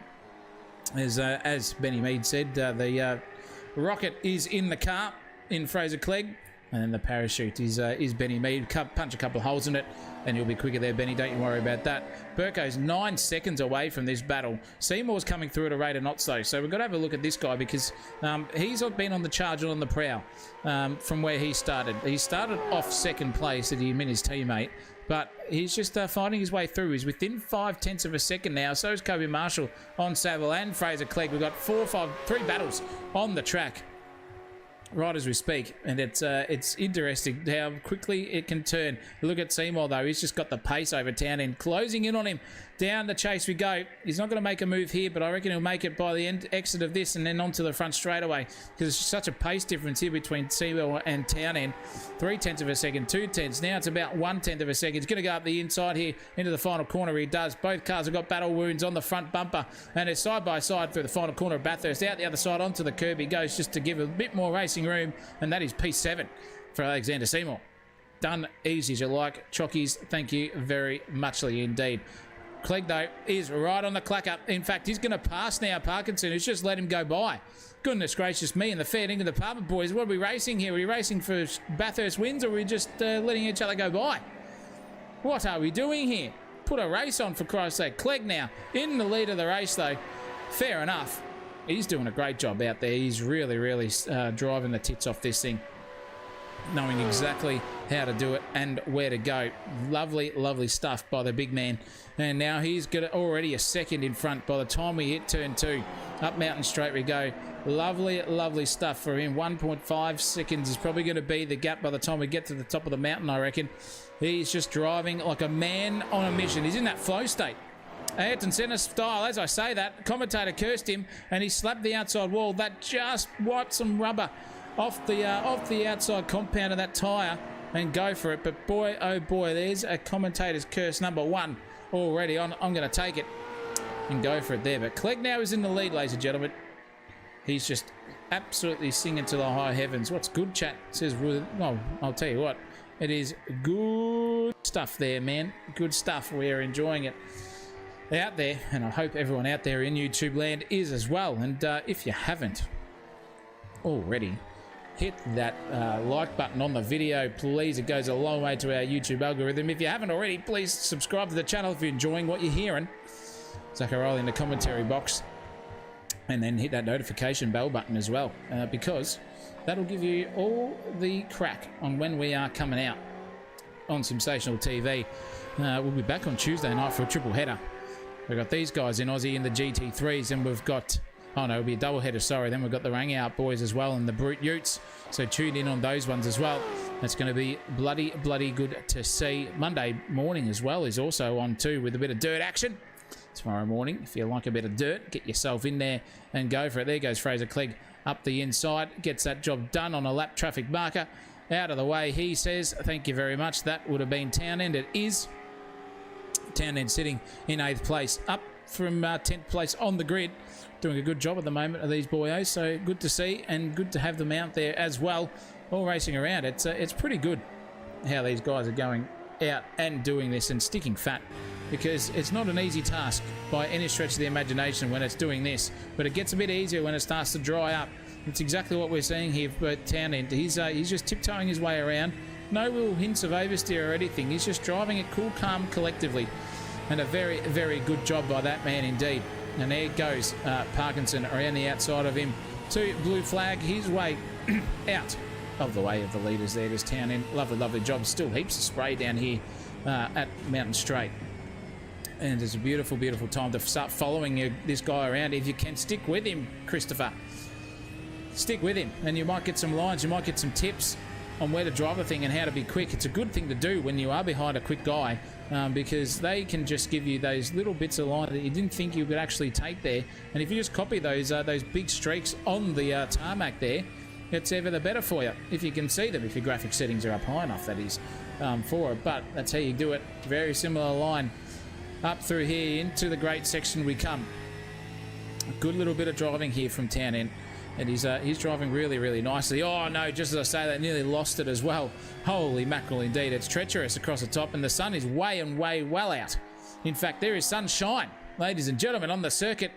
We are going to dry out here. We've got an hour and 26 minutes to go in this race before it is over.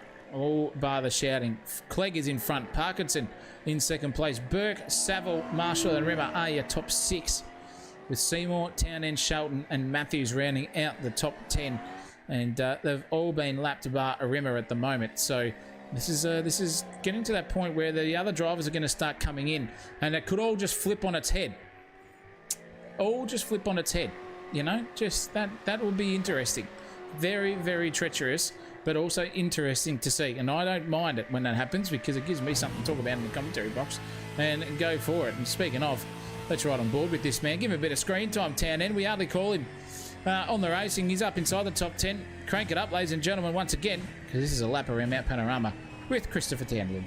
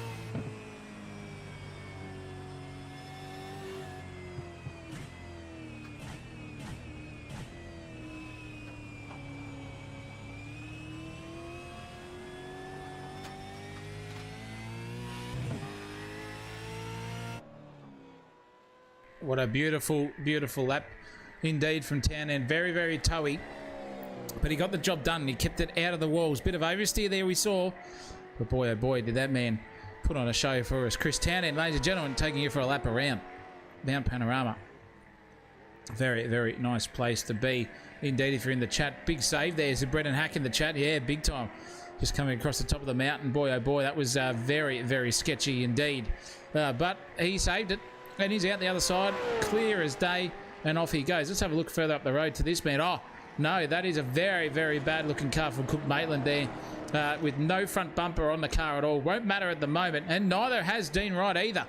Dean Wright smacked the wall pretty hard, so we've got 2 cars here without a bumper on this, and it's just dead set poor stuff from these boys. They will be waiting for the downforce to come, but it's going to be understeer city here, and probably even just a little bit less than what they thought there from Dino. Just slapped the wall on the outside. Thought about it for a moment and just said, you know what? Bugger it. I'll just keep racing on, and he does so. Look at Cook Maitland just struggling there at the moment, going for it. And yeah, he's it's a treacherous place to be with no bumper. Mount Panorama at the best of times, and it's very, very interesting to see how they're going. Sensational TV on the front bumper. You're going to get some screen time here, boy, oh for sure. But Fitzy won't be happy about that at all. Well, hopefully they can get that car repaired once they come into the pits. 686 plus 37 racing. What does that work out to? Quick math. Is that 7? Is that 713? Is that 713, ladies and gentlemen? Or have I lost a plot? I don't know. But whatever that means, I am none the wiser for it. Maybe the boys can go for it. There goes Dean right up the inside of Cook Maitland. Just overlaps him again. So now they're going for it side by side. It's a battle of no downforce here at Mount Panorama. It's a last furlong here as we come down the front straightaway, and it's Cook Maitland out in front by 3.5 lengths there over Dean Wright. Dean Wright is now closing up. He's got the whip cracking. He's wrapped into the outside, coming through the chase. He is not there, and the winner over the line into the chase is Cook Maitland. There you go, ladies and gentlemen. Could be a horse caller if you want to be too, but no. Now they're just talking to each other, going after you, sir. Oh no, after me, after whatever you want to do. Bloody hell, I'll just keep racing here. Are they going to come into the pits? No, they're not. They're going to go and race onwards here. Are these two? And the battle of the bumperless is on once again for another lap. See how these boyos can go.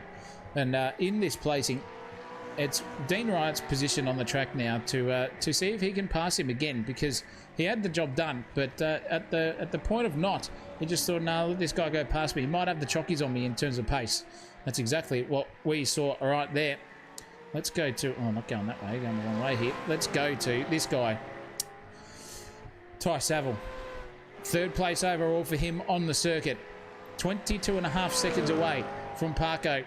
Parko's 8 seconds away from Fraser Clegg, who has just kept it at that gap now as well. So interesting to see what we're going to... Oh, geez, what am I doing? Interesting to see what is going to happen between Clegg and Parkinson when they drive a swap and go for it. It's going to be interesting. I don't know who's the quicker one out of there two in the teammate department, but with only 7 seconds, it's doable. It's doable here to even get that place back and then hand the driving back over to the other guy at the end of it if they're brave enough. If there's another change in conditions, they might be able to do it then. It's all up to strategy and go for it. But the wet tyres are still on, ladies and gentlemen. I can guarantee you that. Let's have a quick look just to make sure I'm not making a liar out of myself. If I can get it up. Goodness gracious me. Holy cowabunga. Let's see if I can find that on the timing tower there. And get it up for you boys and girls and tax dodgers all out there. Let's have a look and see what the tyre compound is. In fact, they are all still out on the wets, and you can tell because there's no way. Even the sun is shining. There's pools of water on some parts of the track, and there's not on the others. It is just still full wet conditions, and that's exactly what's going on. What's happened to Saville there versus Marshall? Oh, he's copped the mechanical for him. Not good for him. Let's have a look. Let's see what happened. Ty Saville did go off the track here, ladies and gentlemen. What's happened to him? Oh, he's just looped it around. See you later, Alligator. Just caught it at the last moment there, luckily for him. But he's got the mechanical somehow, shape or form. I don't know how or why, but he has got that thing, unfortunately, in that scenario. Back to live pictures, and it's still Parko in second. Who would have thought, ladies and gentlemen? Who would have thought? Let's have a look at Cook Maitland, because he's had a bit of a mare himself again. So he's slapped the bumper off this already. Where's it going to happen for him? Oh, he's just got dragged into that, and then whooshka slapperino. Goodness me. And again, for good measure too. That's a really, really written off car in the front end. Does that thing have steering damage? Oh, and he just got collected in the background as well by another car. Holy mackerel indeed. I'm going to have to go back and see what that was. Goodness gracious me. Who was that who came through? Don't tell me that was who I thought it was. Oh, no, it was too. That's exactly why Saville has copped a black and white flag. Oh, goodness me.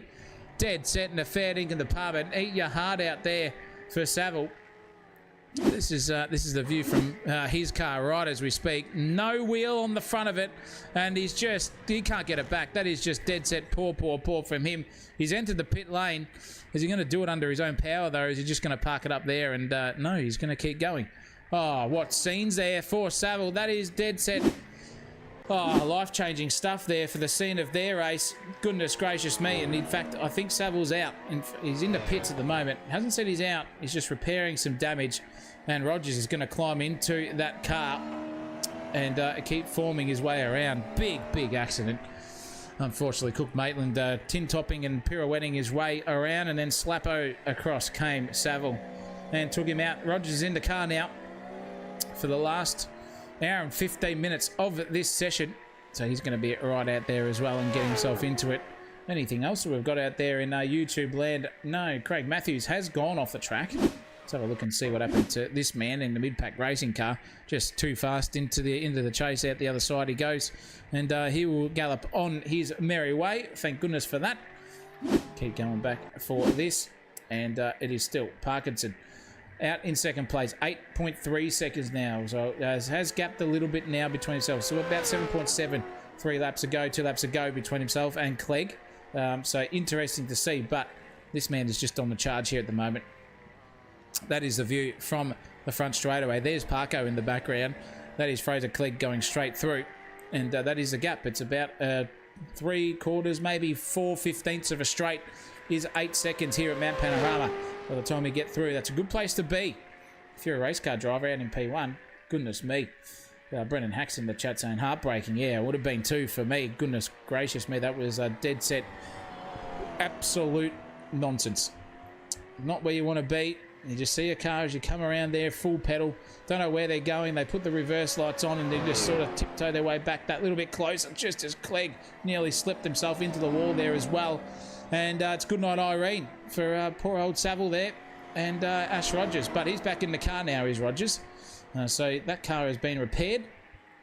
And they're back out on the circuit there. Looking a little bit better is that car compared to what it did at this point of the track 2 laps ago. Rogers now under all sorts of pressure. The erection, we like to call him. Still not 8:30. I can't believe it.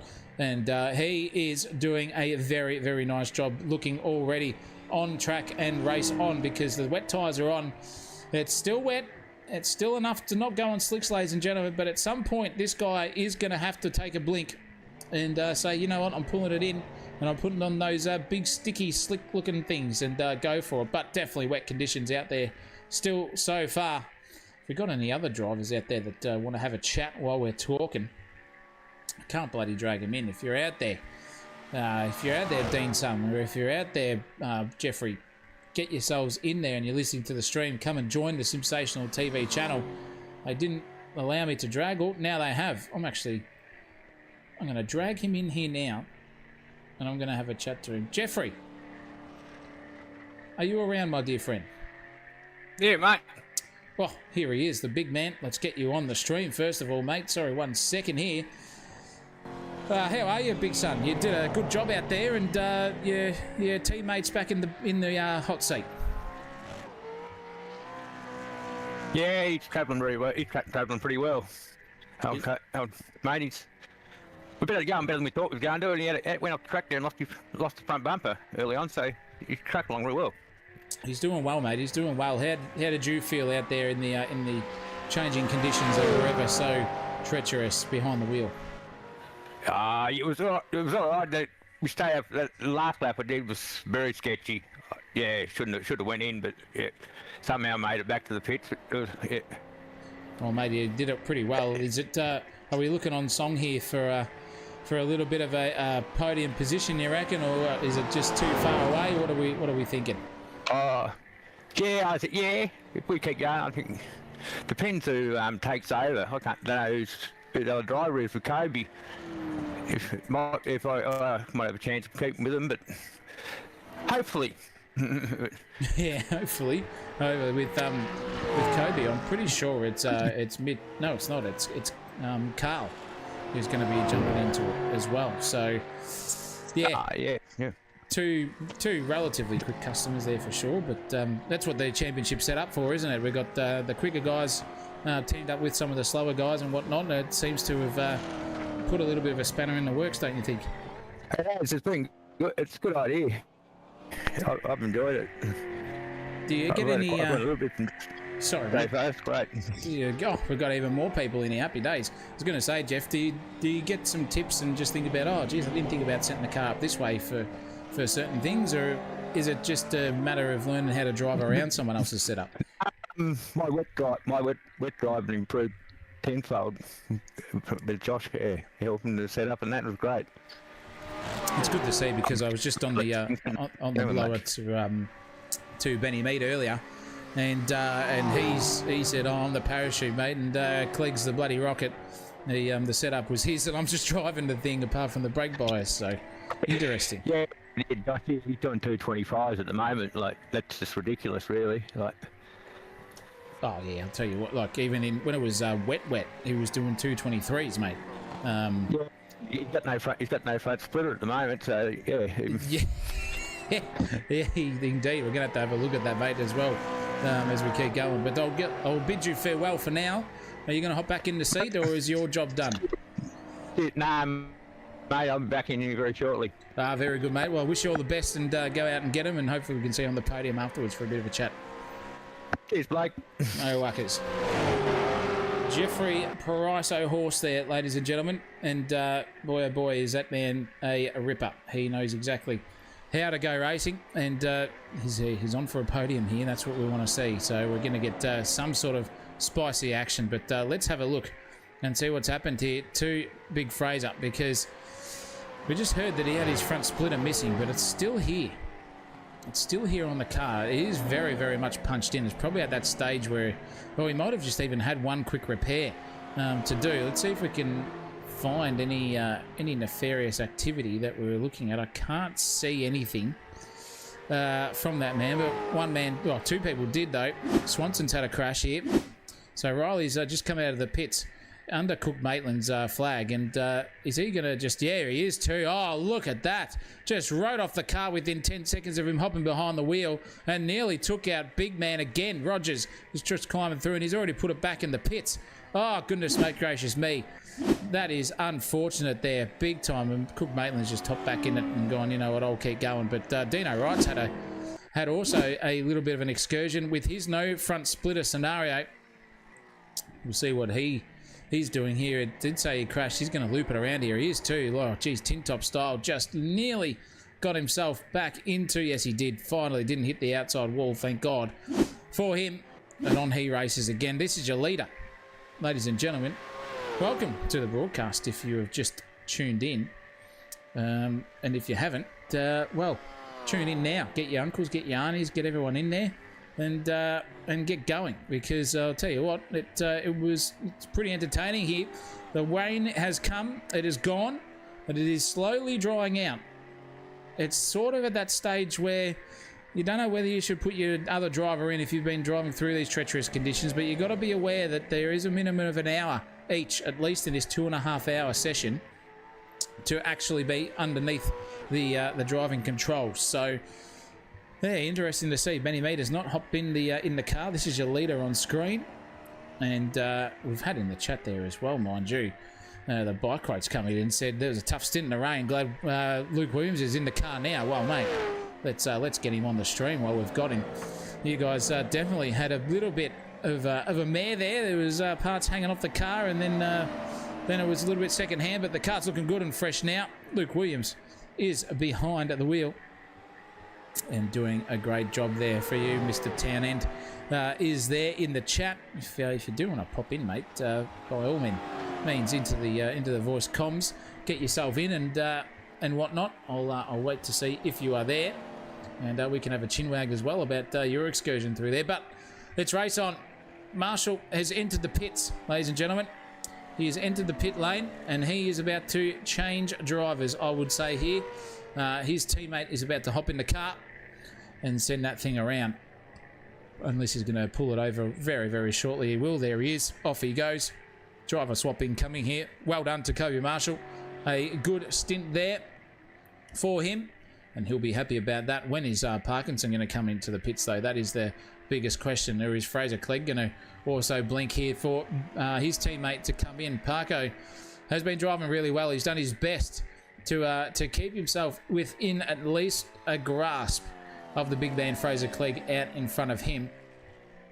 And he's been doing well, and his teammates Armstrong is going to hop in very shortly, I would say, to take the wheel and get into it. The British Pig has come back into the chat. He's about to enter the server in the Marshall Motorsports car, who pitted from 4th place as well. Smitho here at the moment. He's just about to round the final turn, and he is going to go around. This guy is back in the car. Is Smitho in the Fanta livery, and doing a good job too. His last lap there was a 2:28.87. Fraser Clegg's was a 2:23.2, 2:24.4 for Parko and Rimmer, basically setting the same lap time there on that lap. It's 35 laps in, ladies and gentlemen, of this race, and it's a good time. 23.9 was Fraser Clegg, as you just saw him go over the line again as well. And we'll see exactly what he can do as it goes. The teammate, this is Sykes is coming into it. Racing with Ryan Shelton tonight. Just thought I'd let you know the team is red, white and roo.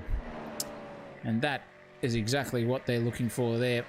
Not too sure why their thing is not is showing up. If there is a livery, it hasn't worked on the old trading paint scheme.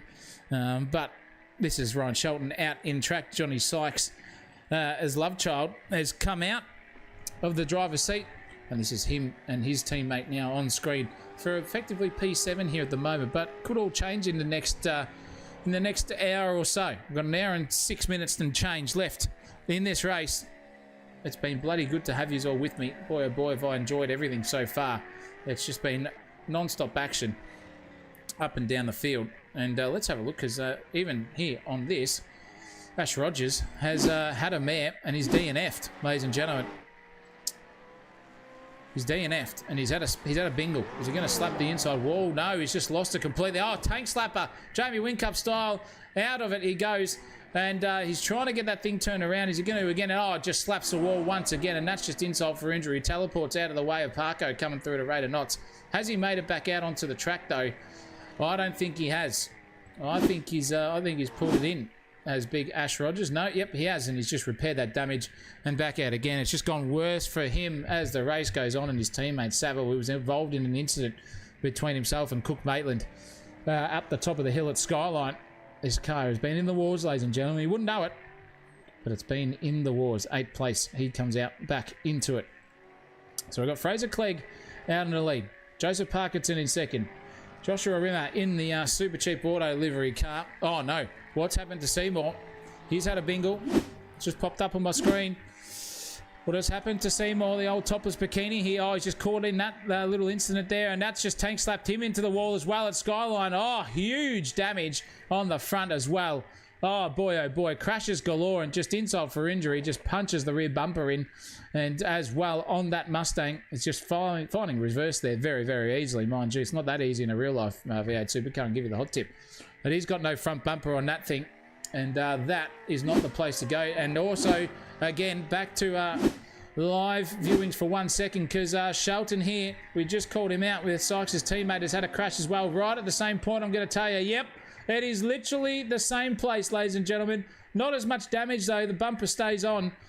Goodness me, Shelton just tiptoeing his way around and rotating that thing one too many times. And back out he goes, and he's got no front bumper, just to add insult to injury as well. So that thing is looking pretty sick in hand as well for Josh Rimmer.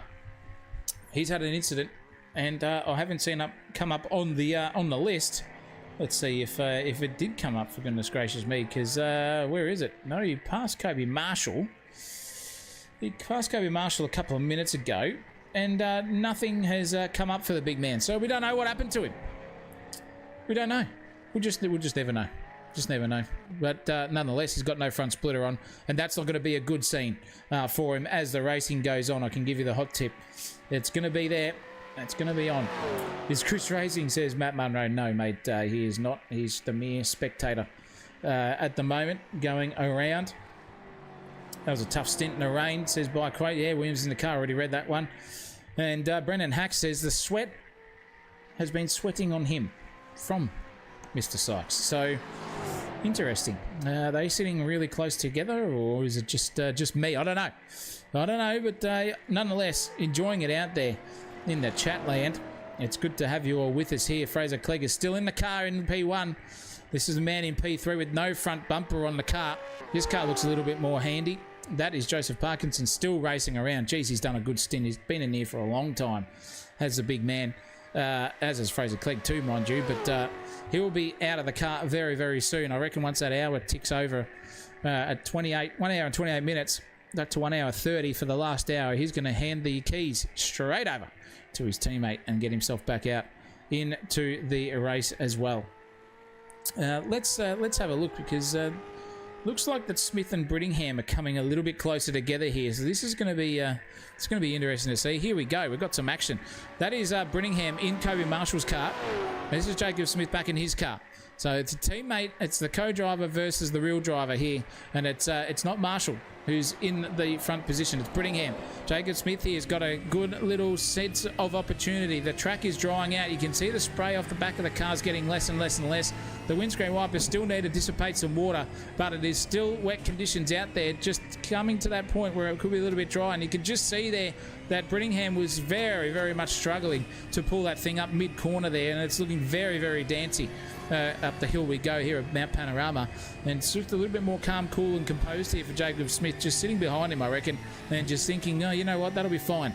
I'll just wait until you make an error, because it seems like it's going to come at some stage, is what he'll be thinking. It's not what I'm thinking, ladies and gentlemen. I can reassure you that. Don't ever wish ill on any competitor out there, but it's over the top of the hill. Over Skyline we go. Now it's a downhill section through the S's.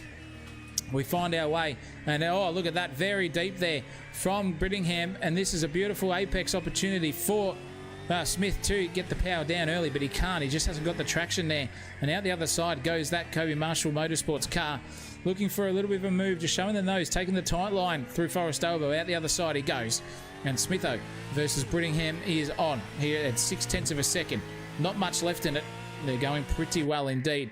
Let's go back to this one, because this is starting to close up as well. This is Craig Matthews on the back end of Luke Williams too, and he's got a beautiful run here down Conrod as well. Now they're going to be zigzagging their way down here to try and break the toe is Luke Williams, I would hope, because at the moment it's looking like a pretty much a guaranteed bet here that he's going to slip up the inside here into the chase, or is he? Let's find out very shortly. Oh, geez, that was close there. He feigns out of it. Hasn't put him too wide. It just touches the outside there of the bunda, and there's a bit of dirty tyre rubbing and markings and sounds coming from that car, but he pulls it up nicely into the chase. Out the other side he goes of the S's, and straight out the other side of the chicane, and it is now back on racing for these two. 0.9 of a second is the gap. Brittingham versus Price now is there too, and that unfortunately is Blake Fitz, who'd love to be out there in this position and fighting genuinely for 4th and 5th place, but he is a lap behind and flashing people as well, trying to unlap himself here. Has he got some fresh boots on and just got the pace over these guys? He probably has. He's an aggressive racer at the best of time here. If he can overtake safely under blue flag conditions, he's got all rights to, as long as he doesn't impede the guy who's doing so, and that wasn't an impeding sense of opportunity at all. That was exactly what he needed to do. Came out the other side. Yep, thank you very much, he says, and we'll keep cracking on with that. Oh, Fraser Clegg has had a moment, ladies and gentlemen, in the lead of the race. Coming down into the chase, yes, he has. Oh, look at that full Tokyo drift style. Just cuts across the inside there. You can't put the foot down too early. He's just going to scoot out the other side. Thank goodness for that. Oh, no. It was even more disaster. More to that story. Just misses the outside wall. So even the pros can get it wrong, ladies and gentlemen. Oh, geez. He's starting to get a little bit tight underneath the helmet there, I would say.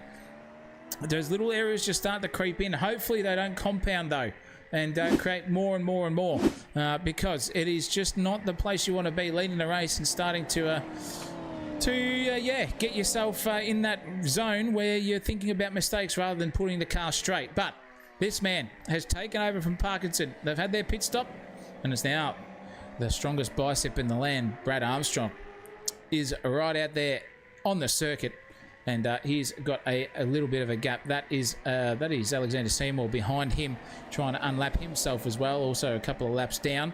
So they're going to just keep on going on. And look at Seymour, just doesn't care about the lap times. He's going for it. But this battle here is close once again. It was so close there. Williams, he's not the best over the top of the mountain, but down the bottom, he is right there. And in equal pace territory here with Luke Williams. So it's pretty good to see the two different driving styles of these cars and how they go about it. Is he close enough? Oh, geez, he already gets out of the throttle so early there. He just had a bit of a moment, and I think he half shut his pants there, ladies and gentlemen. I think there was maybe some many poos out the Anai action at 250k an hour, aquaplaning nearly to the outside of the track. But big story now, ladies and gentlemen. This man is entering the pit lane from the lead of the race. Fraser Clegg, ladies and gentlemen. He's in, and he's 1 minute and 30 seconds ahead of Brad Armstrong, who is now crossing the top of the mountain. But there is a driver change to be happening here now. That is Cook Maitland in the background there, just licking his wounds. While he waits for his car to get fixed as well. I think that'd be Craig Matthews, I think it is. No, it wouldn't be. That'd be Jason Douglas sitting there in the background waiting. But that man is in the pits. Where is Armstrong in relative? He's just coming through the dipper now. Oh, he's got a little bit of he's got a long way to go to see if he can get this job done. But 2.7 kilometres away from a potential lead of the race swappage, ladies and gentlemen. It's not going to happen because Clegg, he's just come in to serve some fuel, and he's going to keep going out and keep racing onwards. That's good news for Fraser Clegg and Benny Mead out there, but not good news if you're Brad Armstrong, because this guy's still in the hot seat. Oh, I thought there was going to be a driver change there, and it didn't happen. It did not happen at all. Goodness gracious me. This could be interesting stuff. Are we going to have a scenario where this guy just keeps going to the last half an hour and let Benny Mead just go in at the end of it? Because if they get an hour and 15 each behind the seat, they've both done their quota. They both can shake each other's hands if they get the win and say, good job, we won the Bathurst 2.5 hour here at Aussie Sim Racing. And we'll take it any way it came, in whatever shape and form it will come to us. Brad Armstrong now coming across the line. That is the gap difference. So Brad Armstrong's there, and over the great section and out the other side goes Fraser Clegg. He's still half a track in front. You can see it on the track map there too, ladies and gentlemen. As you can see on your top right corner, P2 is there. P1 is just coming through the S's now. Through the dipper, he'll go very, very shortly. Yeah, it's about a third, maybe a quarter of the track in front is what 54 seconds looks like on the relative. But Armstrong now doing a good job. He's looking pretty racy. It's good to have you here, Armstrong. And in a quick car today, the track is drying up, ladies and gentlemen. I'm going to give the vocal cords a break for a little bit. One lap here coming your way from 1B Armstrong. Crank it up.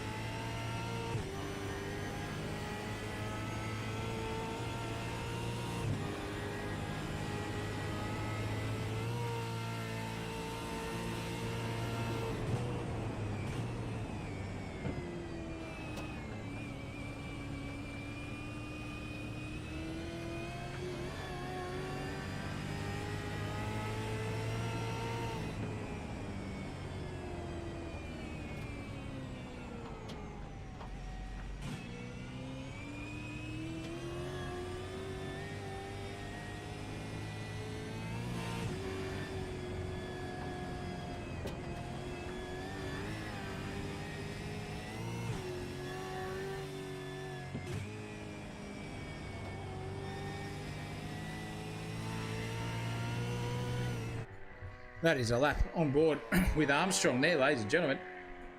Still tiptoeing his way around there. He was still in third gear as he came through the cutting at the exit there and forgot that he could pluck it down another gear. Thought he was in first. Now that's how close and hairy it can be through that section. And the track here is dry on the downhill, or drier, so to speak. The water is just starting to dissipate. There's not much standing water left on the track on the inside curbs. So it's really starting to dry out here at the end of it. I'll put a poll up in the race on the chat there as well, and the goal as well. Who do you reckon's going to win it? The question I put up was, is Mead and Clegg going to win this race from P1 at the moment? They're 58 seconds out in front. Goodness gracious me. And we've already had No is winning this one. Got some fans in the chat there. Goodness gracious me.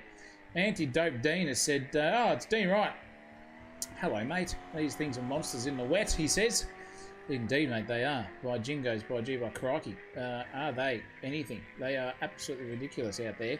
I can guarantee you that for sure. They're very, very wet and hairy, but it's exactly what we want to see. It's exactly how we go racing, and it's exactly why we enjoy them and enjoy watching them, for sure. It's exactly how we do it, ladies and gentlemen. Here in the box, I'm Zach O'Reilly. I've been with you whole night, and will continue to be so until the checkered flag is waved and that fat lady sings, we're 4 minutes from danger time. You know what that means, ladies and gentlemen? It's 8:30 p.m. in my part of the world. And that means the vocabulary can get more eloquent in the way of wordisms, I don't know, third person speaking, insults, you name it. Chat can go wild, ask me questions if they want, anything spicy, all that sort of stuff. And that means we can go hammer and tom. Thank you to all of you out there. But there is still race on here. It's a minute now between Clegg and Armstrong. It was 50 odd seconds. Now it's out to a minute plus, and Armstrong is out on the field. This is your man, Jeffrey Price. We had him in the chat earlier. He was the last man on, and he was giving us the down low. Says he could be on for a podium here, and boy, oh boy, is he right, in third place at the moment, and 27 seconds away from Bradley Armstrong for second.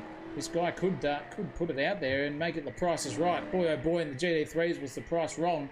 Holy cowabunga, that man made a mare of his night, but he's out here for redemption. And he's thinking about how he can roll a particular family member over here tonight after the celebrations end. And even if they start, it's a good place to be. And if he's in third place, we'll hear bloody fireworks, you will hear missile launches, we'll hear these AK-47 guns going off. No, he won't, he doesn't have any of them. But he's on here for a podium, ladies and gentlemen. Can Jacob Smith do it as well? Or can this man, who's had an absolute mare of a night here, both cars, Saville and him, can he maybe come through for a sneaky top 5 at the end of it in Rogers? Yet to find out.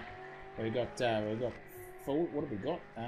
That would be 50 minutes left, 49 minutes in fact. Now make it 48 because we are nearly into that closing stage of this race, ladies and gentlemen. That is what we want to see. We want to see some excitement happening. When is Fraser going to come into the pits at all?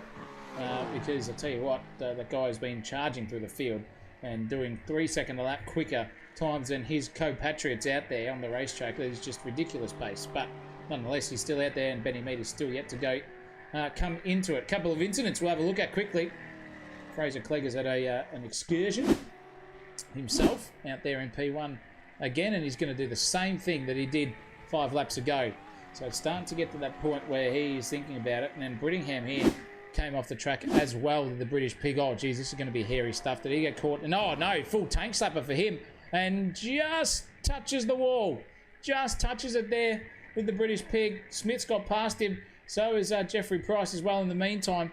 Oh, goodness me. He'll be shocked about that one with the British Pig. But goodness me, that was so close. There goes a couple of drivers going for it. That was, I think that was Sykes and Matthews who just got past him on that. But that is what's happened. And Sykesy, just as we say, he's also got off the circuit himself. So here he is. Oh, he's basically done the same thing, but saved it.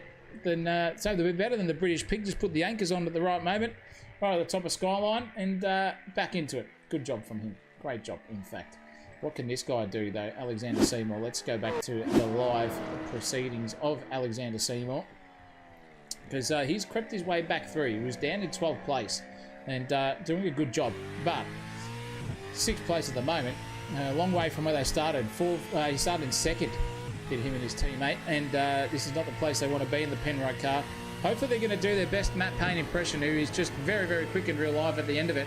End of any race, and just comes through. He's very, very good at that. Can Seymour do the same thing and get further up the grid? It's a tall ask, being a minute off Brittingham in front of him. But if British Pig keeps going off the track there, that could very, very much so change the scene of his race.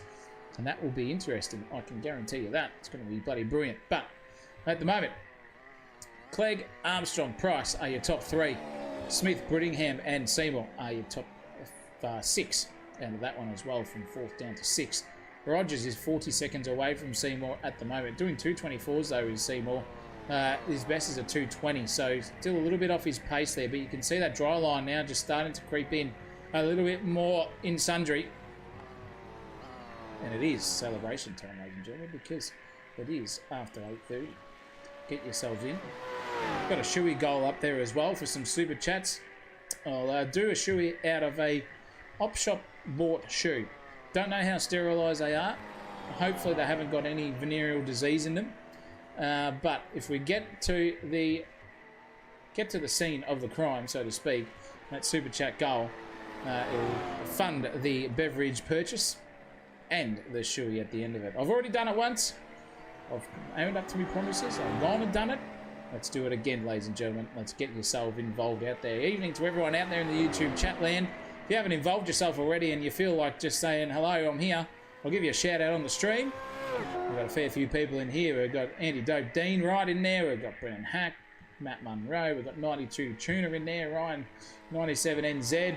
Muck Ping's in there as well. Wooly YouTube's in there. Kanzo was in early. Wayne Rogers also. Trampoline. YT was in there. Lachlan as well. Saying it's Bathurst time. We've got all of yous out there. Get yourself involved. I'm here and keep me company while we're going on. It's a good little tussle that we've seen from these boys early on. And when it comes to this sort of racing, though, you just start to think about, well, we've got 45 minutes here exactly until the end of the race, and now it's time to start thinking about some dry tyres. And that is what we're looking at on the compounds, because Rogers here is done so. And his last time around was a 2:26. Everyone else is doing 2:24s, 2:23s on the wet compound. So not the time to be doing it, I would say, just yet. But he's on the brink of it, and he's toughing it out. And it's looking pretty okay for him out there on those soft compound tyres. Just driving around. It doesn't look too hairy. It's starting to get a little bit dicey as he comes down the hill, but not too bad. It could be a good call from this man. I like seeing it, and we've got a few incidents to look through as well, because Craig Matthews has had an excursion himself. Oh, he's nearly got Punterino there as well in the background. Jeez Louise, there goes Matthews. He's off the track. Armstrong also did the same thing as well. The strongest bicep, he's lost at exactly the same place as well. Just getting to grips with these conditions here. Still drying wet, so to speak. He's had a little bit of an excursion, but nothing nefarious, nothing to see. And this man here is one of 2 drivers out there. Sykes is out there on the dry compound tyres as well. And looks like it's a good little battle here, because Matthews versus Luke Williams is still on.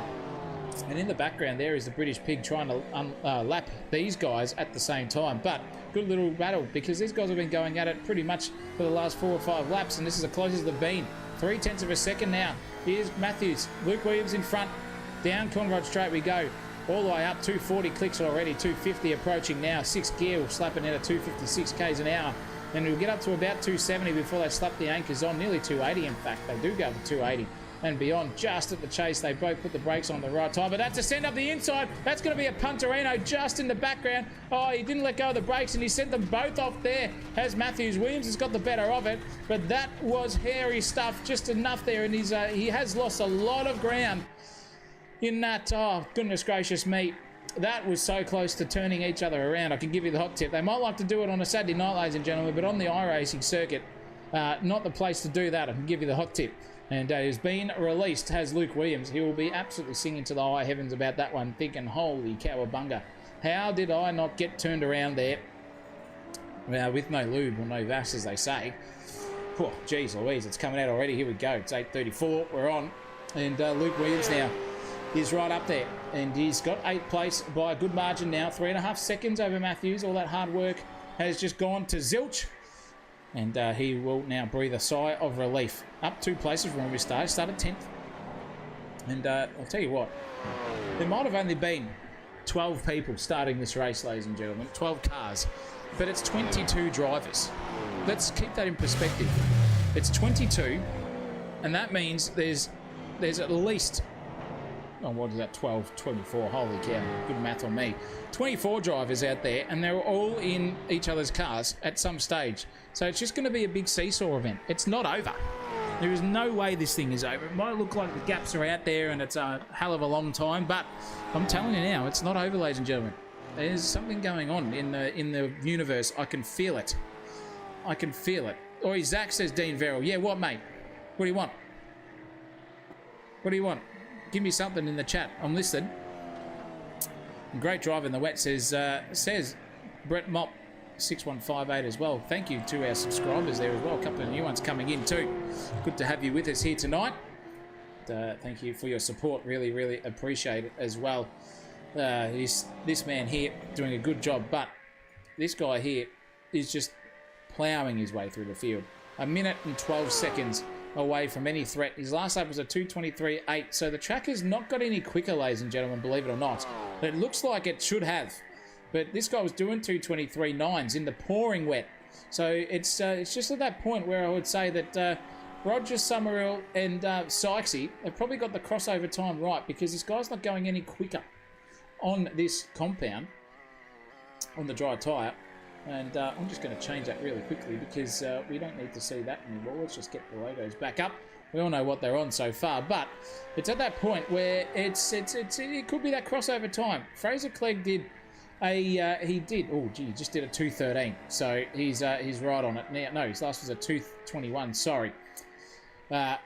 Everyone else out there, Rogers, where is he? He's doing 2:24 still. Okay, well, we've got a quicker driver versus a guy who's probably about 1.5 seconds off, so it's still in the delta to have those wet tyres on. Mind you, Fraser Clegg has been at least 1.5 seconds quicker than everyone tonight. So if we think about that, it could be interesting. It's 2:22s now for Blake Fitz. He's got some pace here, this man. We know where he should be further up the grid, but they've had a mare tonight in the old standings department. Let's quickly, as I say, I'm going to get rid of it. I'm going to bring it back up for you. He's on the wet tyres still, so he is close. He's close as Fitzy. 2:22.2 compared to 2:21.7 for the lead of this race. This guy way down there, not where he should be, mind you, but still putting the pace down is Blake Fitz. So it would have been interesting to see this guy for the rest of it. But let's have a look at the battles box here and see what we've got going on. These are the positions. So it's up 9 places for Armstrong from the start. Sykes is down 4, so he started in 6th. Fitz is at 1, starting from 12th place, dead last, and Rogers in 6th, started from 9th. So it's good to see a bit of everything coming your way, and what these boyos can do. It's not over. I'm telling you now, it's not over. The fat lady has not sung out there at all. Oh, thanks, Dino. I appreciate you, mate. Loving the call is all. With a love heart at the end of it. Well, I'm feeling the love, mate. Thank you. Thank you very much. It's good to have you in the chat. Wish you were out on track a bit more often, mate, but we'll see you out there at some point nonetheless on the broadcast in different forms of racing, I'm sure. But it is still Armstrong in 2nd place. He's doing really good. He's doing well. His last lap was a 2:27.5, so he's struggling a little bit more, is Brad Armstrong. But mind you, he's the oh no, that is so close to the outside wall there. Goodness me, I thought he was in it. But this guy is the co-driver of Parkinson, so we've got the main driver versus the co-driver, so to speak, in the pace department out in the lead of the race. But he's in the pits now, is Fraser Clegg. So, yeah, are we going to see Big Benny Mead come into it? The magician, they like to call him. He started the race. Is he going to finish it? That is the big question, and it looks like here, I'm anticipating it is going to be the case. Now it's Armstrong's turn to get further up the road. He's about to come into Forest Elbow as well, as Fraser Clegg is in the pits and sitting there. Is there going to be a driver swap? Yes, there is, ladies and gentlemen. Benny Mead is going to enter the chat. How quickly can he get out in comparison to Armstrong, though? It's a minute and 13 seconds away. He's 2.3 kilometres off the lead of this race, and it's ever decreasing. Benny Mead has entered the server. He's in the driver's seat. When is he going to get going? This is the big part of the race that we wanted to see, ladies and gentlemen. It's getting close. There he is. He's been dropped. Is he going to launch? He is now. It's a kilometre. It is literally 3 corners, the difference here, but it's a huge gap between Benny Mead and Brad Armstrong. Has Armstrong got the pace over Ben? That is the question, and it's more than a front straightaway away. As we exit the pit lane here, this is going to be good, ladies and gentlemen. Can the gap be put down, or is it going to be a rate of attrition here between Armstrong and Benny Mead for the lead of this race? Mind you, Armstrong's still on the wet compound tyres. Mead has gone out on the dries. He's gone out on the slicks, ladies and gentlemen. And it's not that crossover point yet. Rogers is doing 224s. Armstrong's doing 224s. So they're equal there on those two paces, wet versus dry. This is the time when we just see Ben just disappear in and out of existence. His internet connection is probably the worst in Australia, I reckon. Kobe Marshall is probably second in this league, but boy oh boy, this guy is like 20 ping and just decides to exit and enter the server every single 5 minutes or so. Maybe even 30 seconds. We don't know.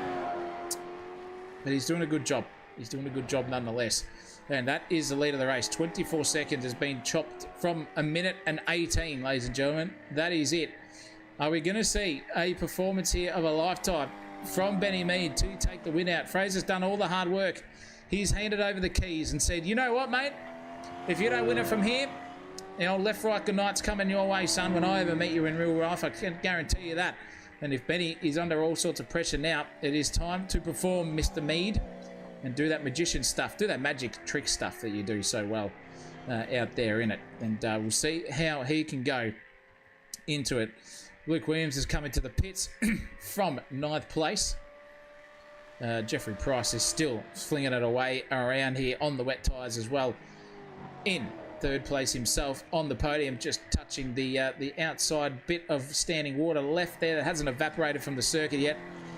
It's going to be interesting to see where this guy can do and how he can do. It's 22 seconds apiece now from 2nd to 3rd to 1st in the old gappage department there. It's a big gap. Some of you like big gaps, some of you like small gaps. Who knows? Luke Williams is exiting the pits, ladies and gentlemen. Jacob Smith, 4th place for him, doing a nice old job for that car as well in the old Fanta livery. Doing a very, very nice. That car looks pretty straight, I would say there as well. Yes, it is. Lovely jubbly there for him. Sun is well and truly out, ladies and gentlemen. It's clear skies, just like it was here today in Melbourne. It's back out to where it should be. And Benny Mead, his last lap was a 2:22.7. Armstrong's was a 2:23.7. So I think Benny Mead here probably has the chockies so far in the pace department. And he's on the dry, so he's going to go to the end here, I reckon, on that set of tyres. Hopefully he can keep it out of the wall and keep going. These lap times are going to start to tumble, ladies and gentlemen. Quickest man on the circuit was that man on the last lap, Blake Fitz, though. On the wet tyres. Oh, my goodness me. That story of what could have been for him, but nonetheless. It's approaching that hour, that half an hour last, if I can even speak. The last half an hour is coming, which means I'm going to speak for the last 30 minutes, but for now, I'm going to go on board here with this man. And you guys are going to crank up the volume. And you're going to give me some shoey fun donations for sure.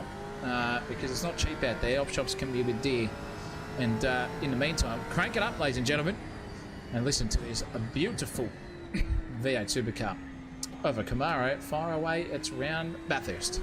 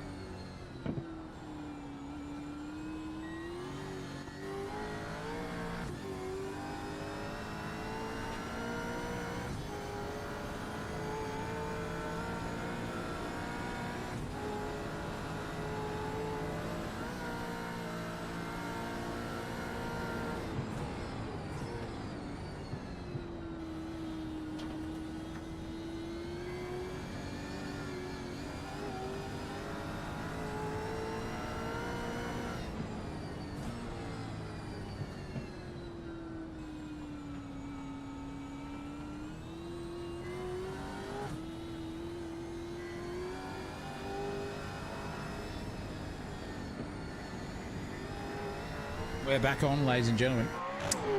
Thank you for your patience while I wet the whistle and get the old throat cleared for the last half an hour of this race.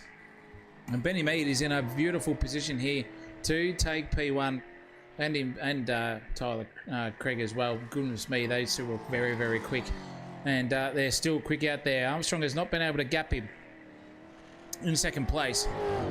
Smitho in third place has been doubled in the old department there of that, but Rimmer has entered the chat. Dino has come in with the $5 super chat. Wouldn't mind seeing a shoey. Keep up the outstanding work. Thank you very much. I really, really appreciate that, mate. Very, very muchly thank you. Starts the bidding. Which manufacturer is leading? We'll get that up there for you, big man. I was just having a wet the whistle situation there, and it is Mustang leading this one by a country mile. Over the rest of it was Mustang 1, 2, 3. The old bow tie guys tonight have had a mare, and not the place that you wanted to be on a Sunday night if you're a Chevrolet fan. No red line out there tonight because you're in the wrong era, ladies and gentlemen. But if it was a red line era, this would be front page of the news tomorrow. Give you the hot tip. A tripod of Mustangs have finished this one. Ford has won the Bathurst, they would say, if the old championship proceedings come out like they do, and go the way that they have. The quickest man on the circuit is Blake Fitz, 2:18.8 at the moment, still in that wet set of compound. 2:23s is the Benny Mead train. 2:25s is the Armstrong train, still on those wet tyres. And this man on your screen, Taker Smith, doing 2:22s. So he's close, but I don't think it's going to be enough here to get any further up the grid than third place. Should be interesting to see what's happened. But tell you what, Jeffrey Price has come out of the car and Rimmer is back in, and he is skatey as all hell out there at the moment. In fourth place are on for a podium, and Mrs. Smith would have got a good seeing to. I can give you the hot tip if that was the third, but fourth place at the moment is not where he was hoping to be in old Jeffrey. He's a teammate of this man on the screen, Joshua Rimmer, or you like to call him the buttlicker. But that's exactly what he's not doing at the moment. He's just trying to tame this bloody Camaro around the circuit, ladies and gentlemen, and go for it, hammer and tong, because that 22-second gap, he needs to get it up there so he can give his teammates some action tonight. I can give you the mail. So otherwise, it's going to be a very, very quiet night in the old Price household. I'll give you the hot tip. But nonetheless, still racing onwards and upwards. Are we all here? Good to have you all in the chat out there. All you guys in viewership land, appreciate it too. As well. Thank you again to Dino for the $5 super chat. Need to get that dollar dues up, ladies and gentlemen. I'm out of ideas. I'm gonna have to live off bloody 2-minute noodles off that $5 donation there from Dino. BZR Z150. Very, very nice motorbike as well. But Rimmer is on screen at the moment, doing a nice job. Brittingham. What could have been for him? He was sitting in third place and lost it completely, and lost 2 spots in the meantime as well. And that gave Jeffrey Price third place and Jacob Smith as well fourth, but they've traded places as well in the pits. Rogers is doing a good job. That car has seen more hits in the rear and the front than Elvis and Freddie Mercury put together. But it's looking pretty straight here at the moment. Wonder if those two guys ever slept straight, or did they sleep gay? I don't know. Freddie Mercury and Elton John, we'll find out. But you know, that's a question that is to be answered as well. Need to get give me a philosophical in the chat out there, ladies and gentlemen. Give us a philosophical, and then I'll answer it. And I mean philosophical question. You know, those stoner thoughts that you usually have or whatever when you're sitting around, probably on the toilet, doom scrolling your way through life. That sort of thing. That's what I need. Give me something out there, and we'll have a good old tussle. Rogers is doing a good job though. He's very, very fast out there at the moment, doing 2:23 zeros for him. So a good one. Benny Mead has had a shocker though, and look at that gap between Armstrong and him. Let's have a look and see what happened though. 2-1 Ben Mead, because he went off the track big time. This is exactly what happened to him. Down at the chase, he ran a little bit wide there, and oh no, he's looped, he doed it, and he just caught it. Nearly sent it into the wall. But that is what 11 seconds of error looks like, ladies and gentlemen. Right there, that gap has been sawn in half between himself and Brad Armstrong, who is now looking pretty racy. He's probably on for half a good old result here at the moment. 11 seconds now is in within reach. Dean Summerhill has had another mare himself. That front end of the Penrite car's not looking too good. And oh, look at that, just off the track. He saves it just at the top of Skyline there. But I'll tell you what, someone who didn't save it was this man, Mitchell Sykes. The old Johnny Sykes' love child, drumming his way around Bathurst here. Is it just a loop-de-doo into Forest Elbow? It is. Look at that thing, got all crossed up and slapped it into the wall, just grazed it there. Plucks reverse. Tries to pluck reverse. Anyway, you're going to keep doing it now. Come on. Come on, Mitchell boy. I had to wait there for Rogers to go past him. So that's good etiquette there on the track. I'll let you get away with that one. And back on his way he goes. And out the other side, Blake Fitz has also gone off too. They're all just starting to get into that fatigue stage now, ladies and gentlemen. He's had another outing out there. He's done that like 4 or 5 times, I reckon, this race. There's Blake Fitz just out breaking himself into the bottom of the chase there. What else has Armstrong done too? He also had an off as well. Goodness gracious me, fair dinkum. This man here at the moment, geez, he was on song there for maybe a possible change of the lead of the race, and he's put it off at the same place that Benny Mead did. But nonetheless, 12 seconds now is the gap between Mead and Armstrong. Jacob Smith in 3rd place. Remember, 4th, Carl Brittingham, the British pig, we like to call him, in 5th place. Ash Rogers, the erection, in 6th place. The old Winter Mountain in 7th. And we've got Serena Williams' love child in 8th. We've got Morgan's love child in 9th there. Mel Fitzgerald in 10th place. Johnny Sykes' love child as well. He's out there. And Swanson's had a mare, ladies and gentlemen. He's had a big one. He's crashed. And that thing has got no front bumper on it already.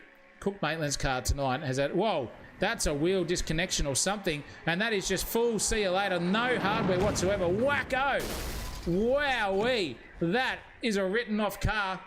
Goodness gracious me, in the fair dinkum department slams it into the entrance of turn 2, Craig Lowndes style. Lucky that thing didn't get tipped on its roof. Let's have another look at that and see how we go. Let's go in quarter motion as he hits the wall. He's just come in and out of existence, and this is unbelievable. Jim Street Racing. Well, too bad. Good night, Irene. Slapperino, just crunch into the barrier. No front tyre left on it. Jacks the whole car up in the rear end as well from the force.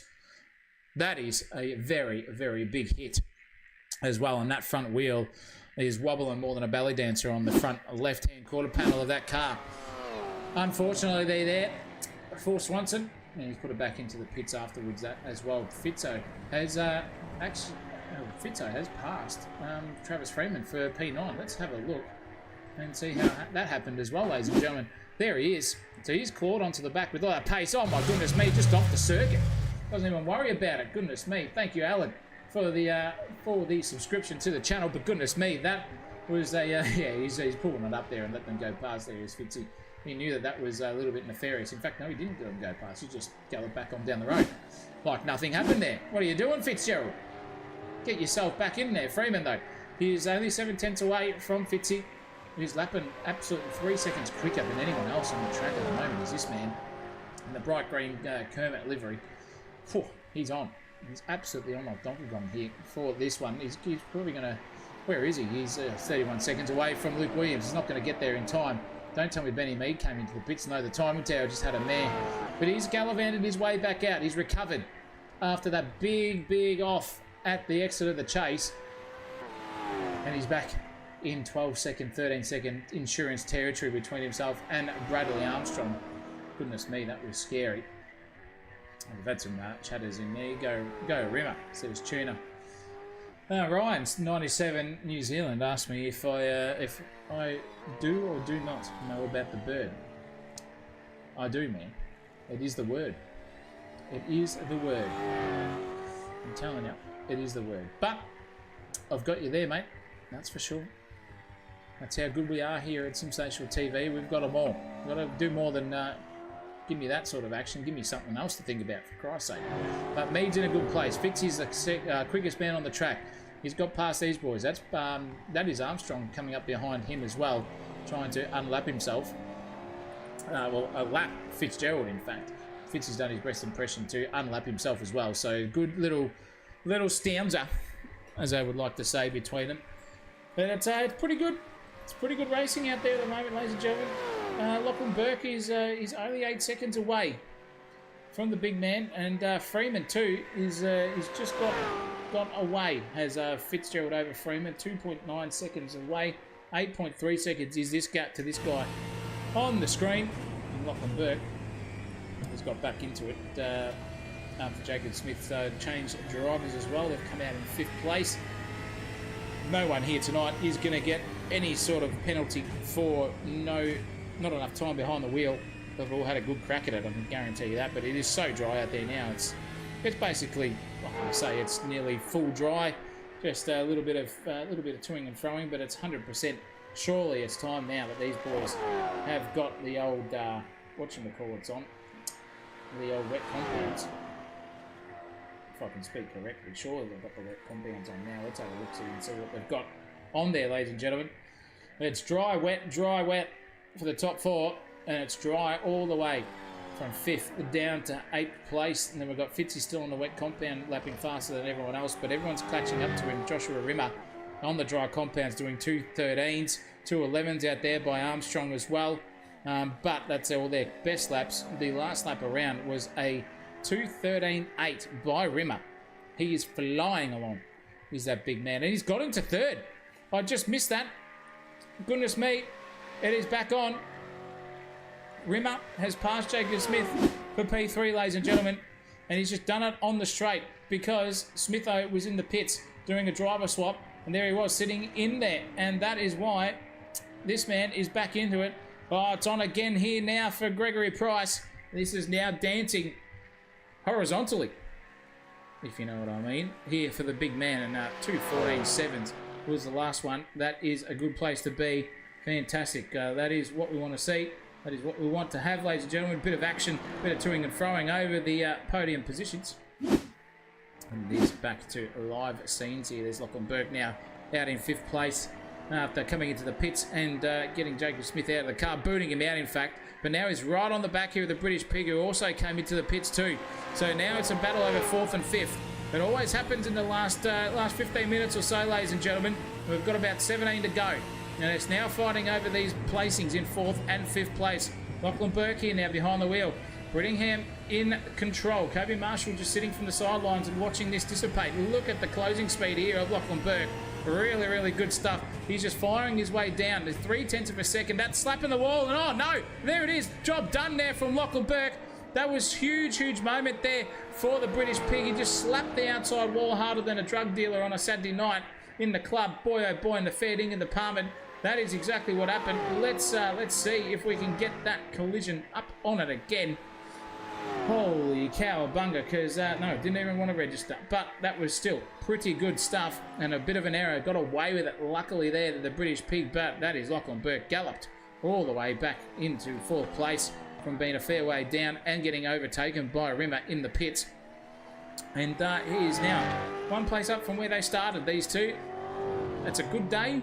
It's a good place to be, and it's a good day to be a Fanta liveried Mustang, Gen 3 style out there. Lovely, lovely stuff. But it is Benny Mead still out in the lead of this race. He's got 13 seconds over the big man. Right behind him in Brad Armstrong, 14 seconds now in fact. So he's just on that edge. Oh no, and he's got no front splitter either. Oh, Benny, no. This is now a little bit of something to think about, ladies and gentlemen. Let's see what happened to him, because this is, I reckon this is how it's happened here. Oh no, he just missed that guy, and then he slaps the wall again. Oh no, just insult to injury there. That was Seymour who was out there. In fact, it was his teammate out on the track, and he had to dodge him, and he slapped that wall. How has that car not got steering damage? I'll never know. That thing should be bloody right hand down at the moment, and then the bumper comes off right at as we speak. It is steering damage there. It is left hand down. In fact, there you can just see it kicked, and now that is sweating at the moment. This is very, very much that period where you don't want anything to go wrong in the final stages of this race. Can he just completely forget about that and let the racing gods come to him, because 2:16 was his last lap. There won't be this time. It was a 2:22 for Armstrong, so he had a shocker as well. But This is steering damage territory now for Benny Mead. It's very much left-hand down there, about 30 degrees. Not how you want to have it in the dying moments, and he's just got to re-gauge the old hand-eye coordination there and ignore the fact that it's not steering straight. Hopefully he hasn't got it on, but it is still 14 seconds away from Brad Armstrong, who has got a no front bumper situation himself as well. Goodness gracious me, it's all happening here, ladies and gentlemen. It's all happening. Bradley Armstrong has also got no front bumper on his car. Oh, goodness gracious me. It's just all happening. Can't see where he's come off at all. It hasn't said he's come off anywhere. There must have been some damage that he copped, and it's just flung off somewhere. Is the Armstrong? Actually, it might be back here. Let's have a look. Was it here? No, this was ages ago. No, not the right one. Good on you, Zach O'Reilly / track editor, or is it? Oh, yes, it could be. No. He's come out the other side. Okay, so luckily for him, but he's got no front bumper on that car. That's live. So it has just evened itself out. In fact, Benny Meads has gone quicker. What an opportunity it could have been for this man to get P2 and turn it into P1. Could have had it. We're under 15 minutes to go, ladies and gentlemen, into this race, and it is still Benny Mead out in front, Armstrong second, the Buttlicker in third place, Don Burke's long distance baby child in fourth place of Lachlan there, British Pig fifth, the Erection in sixth, Serena's love child in seventh, Fitzgerald and Morgan Freeman's love child get eighth and ninth, and the old Winter Mountain in Summerhill is in 10th place with Johnny Sykes' love child sitting there in 11th place. So that's the scene of the race. That's what we've got so far, and that is what we're going to cop. What's going on out there in Chatland? Armstrong's still on the wets. Is he? Yeah, he is still. He is still out on the wets. That's probably why he's not going quicker than what he should be out there. We'll just confirm or deny that with a bit of graphical intervention. Yes, he is still on the wet compound tyre there. That is why he hasn't been able to enter the chat, and he's looking for wet patches everywhere, because he knows if he comes into the pits now, it's good night Irene to that second place. Rimmer's going to come through and get second on those dry tyres, so he's just got to hold on for dear life, and those wet compound tyres will be dead as a doornail. They'll be so hot, dodgy Vindaloo style here now, that they are losing all edges of grip. This is not like Formula 1 where you can sit around on an Inter and turn them into a slick. These things just do not do that. They just mush up and they just become a big gluggy mess underneath the rotating wheels of the Mustang that they are driving on. So no wonder he can't get up, and he's just hunting everywhere. Look at that, finding wet patches on the side of the road, trying to keep the tyres down. They'll be red as hot at the moment, and he's only got that choice to do. Try to cool them down, because that track is very, very dry, ladies and gentlemen. Cook Maitland's copped a mechanical black flag, hence why he's 14 laps down now. So he's called it a night early, unfortunately for that big man. Benny Mead's still out in front by a long shot. Let's see if there's anything else out there that we've missed. In the meantime, Rogers has gone off circuit, but he has come back on without incident, so he's perfectly fine. Now, the quickest man on the circuit last lap around was actually Lachlan Burke. 2:12s was his last one. Everyone else is doing 2:19s. He's doing 2:12s. What could have been for this man? And he's got 35 seconds up the road to anyone, so he's just lapping here for the sake of getting the fastest lap, I reckon. But fourth place is a good place to be here at Bathurst, and keeping the car there and finishing the race is the best way to be. So congratulations to all of you out there as well. I'm going to take a quick sip of the beverage for the last minute. Give me 1 second.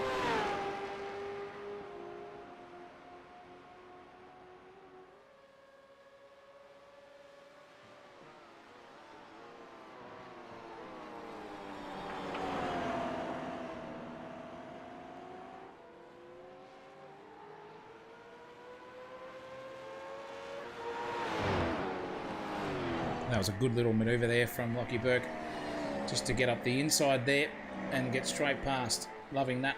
That's what you have to do. But we're inside the final 10 minutes now in 10 seconds time, so to speak. And Benny Mead has got 16 seconds over Armstrong. The gap between Armstrong and Rimmer has come down by 6 seconds though. within the last lap alone. So Armstrong really struggling. This guy on the dry compound is loving life here at the moment. That spray on the back of the tyres is just a little bit of nature playing tricks on you, really. It's not keeping the tyres too cold. It's not letting them get too hot, but there's not enough standing water underneath them to make it anything. And with that front bumper missing, his full eyes focused here for the magician. Is he going to be able to get it done? That is what we want to see, and we will find out in the next 10 minutes or under if he will be victorious here in this one. Going to be good to have you out there. Great to have you gents in the chat. The poll has swung back from 68% no to 52% yes, so they're still on the fence here at the moment. Armstrong just tagged the wall, said Dino, yeah, we must have done that, and it didn't pop up on my thing. But it's good to see he's out there. Oh, tree fitty on Buttlinger to win, says 92 Tuner out there. Well, he's got a fair job to do, mate. Hopefully that 350 goes somewhere else, or it's Monopoly money. Mozza Plays Game says, I feel like Armstrong is almost better just coming in and getting some dry tyres at this point. He won't give up third. Yeah, well, you're probably right. He's got 30 seconds to do so, but that 30 seconds is can come and go pretty quickly when you're standing still. So it's interesting. Different strategies out there, and it's very interesting. In fact, it's only 21 seconds now. I was looking at the wrong screen between himself and the big man. So interesting times now for this man on your screen now, Brad Armstrong. On the wet compounds and struggling big time. Not liking the compound underneath him. As I said, they'll just be a rubbery, mushy mess at the moment, and they move more underneath. And you can just see where he's going, hunting for that whatever is left of the wet surface on the track, just using the working side of the car and getting in those puddles there as much as he can, but while staying on the racing line too. Oh, geez, there'd be a sight for sore eyes for him once he gets to that checkered flag and give you the hot tip, but it's 19 seconds now, so it's closing and closing. He's probably better just to stick out there and just fight till the very end, I reckon, because now it's within that pit lane limit to give up second place for Armstrong if he comes into pit now, surely. That's my prediction in the chat. But it's a big gap to everyone. Average of about 55 seconds over the whole field between each other, and it's just bound to happen on these long races when you've only got 12 cars on the track. And changing conditions can fling up different things, but it hasn't for the man out in front at this point in time, doing a really good job. And this guy here has also done a very good job to keep himself there. Parko did the hard work for him. He's come out and doing a good job himself. Here in second place, 19 seconds away from the man in front. 17 seconds is the gap between Armstrong and Rimmer. In the old butt-licking department, he's got to do a hell of a lot more. He might have to insert the old tongue there to get himself into P2, because it's a fair way off with only 7 minutes to go. About 3 laps left in this race, ladies and gentlemen.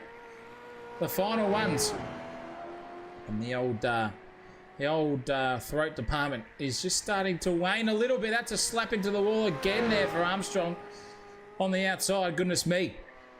That was incredible to watch. Goodness me. And it's just incredible to see how they recover after just a little glancing blow, these things. They just keep driving around. It's like the sides of them are made out of tanks and the front and rear are just made out of paper mache with no reinforcement in them. It's unbelievable. But has he got steering damage is the question.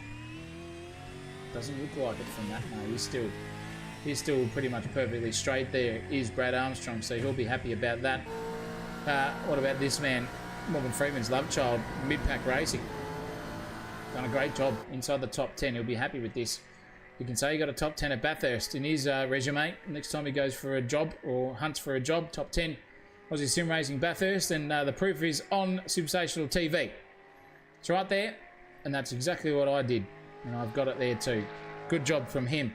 Let's have a look at Blake Fitz here at the moment. That car's still straight, mind you. And his last lap around was a mare, because he did a 2:43, so he came into the pits and put those dry tyres on. And now he's flying around here. This is a good time for him to now see what the raw pace of that car would have been for this race. But we've got just about 5 minutes left to go here. And there's Benny Mead out in front. Brad Armstrong second. Rimmer in third. Lachlan Burke Carl Brittingham, 4th and 5th. Ash Rogers, 6th place. Luke Williams and Travis Freeman in there. You are doing the shoey, even if I have to go and get them, says Steve. Well, you know what, mate? I'll send you my address. You can post some shoes down to me, and I'll probably do it at the end. Appreciate your donation, mate. Every dollar counts and helps. Really, really appreciate you, mate. Thank you very much, and everyone else out there for tuning in so far. But Fitzy's done good. Ash Rogers has also just had a slap into the wall, ladies and gentlemen. That engine is fried. It is KFC chicken. And it is absolute dead set misère time for him. He is out of this race. Oh my goodness me. Let's have a look and see what happened to him. Because that's more than just coming off the track, ladies and gentlemen. That is a slapperino into the wall. And let's see how it happened here. Is this going to tell us a story? No, that's Summer. I want Rogers, bro. Here it is.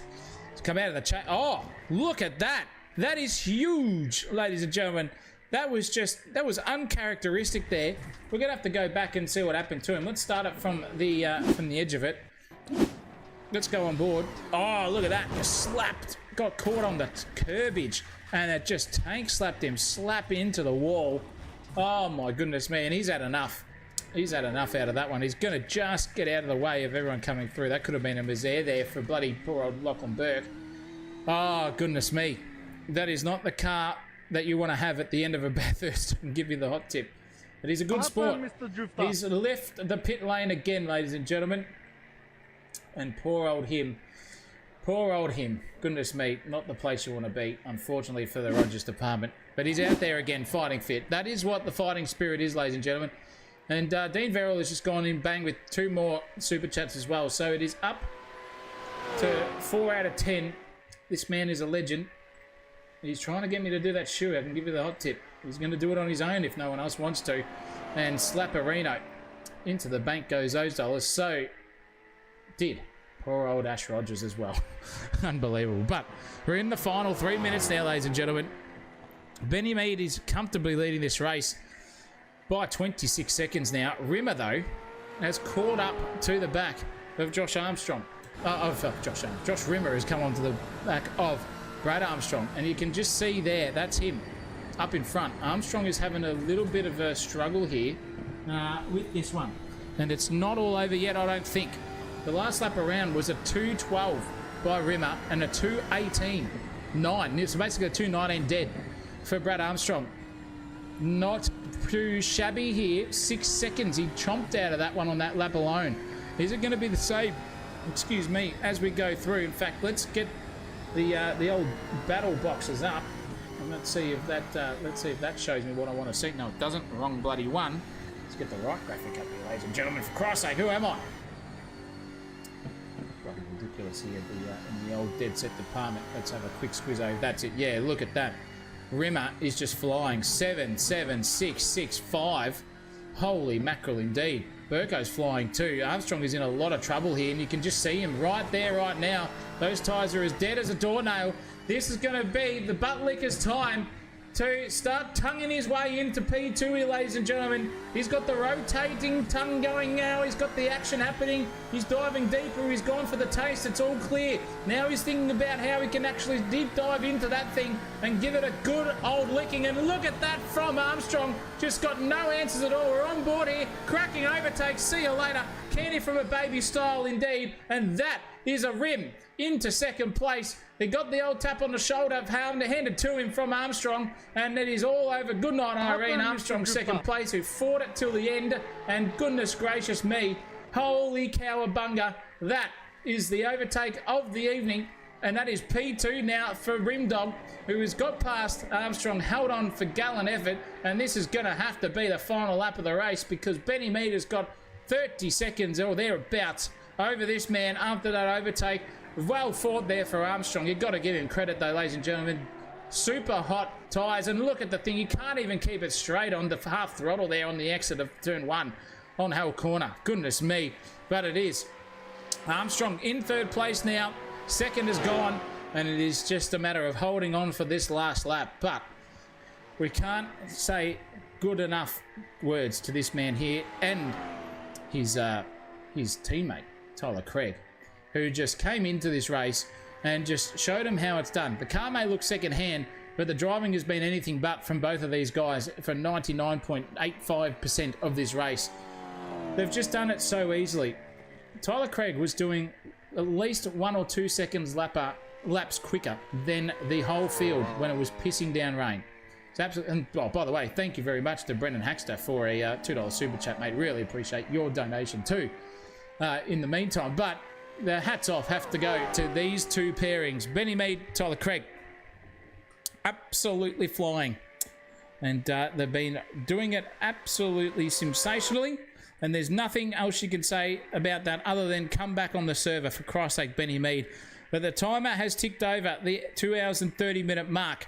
The checkered flag will be out very, very shortly, and it is a beautiful, beautiful podium position on the top step coming the way here for one Benny Mead and Mr. Clegg. They have been absolutely faultless all race for 99.8% of the time, and they're going to round the final turn here to take the win at the Aussie Sim Racing Bathurst 2.5 hour take a bow. B Mead and Mr. Clegg, that was sensational from you boys, and a celebratory donut is absolutely on song, and a burnout too. Rimmer's going to start to make his way down into the final turn of the race to take P2. The poor old Armstrong fought off everything. He was fighting the DOMs, he was fighting the muscle fatigue and the lactic acid, but it is this man who comes through and gets second place with Jeffrey Price as his teammate. Good old gracious me. That's going to be on, absolutely sending it into there as well. Still burnout time there for Benny Mead. Armstrong gets third place. VGSG 205 super chatted as well. Thank you very much. Go forward, he says.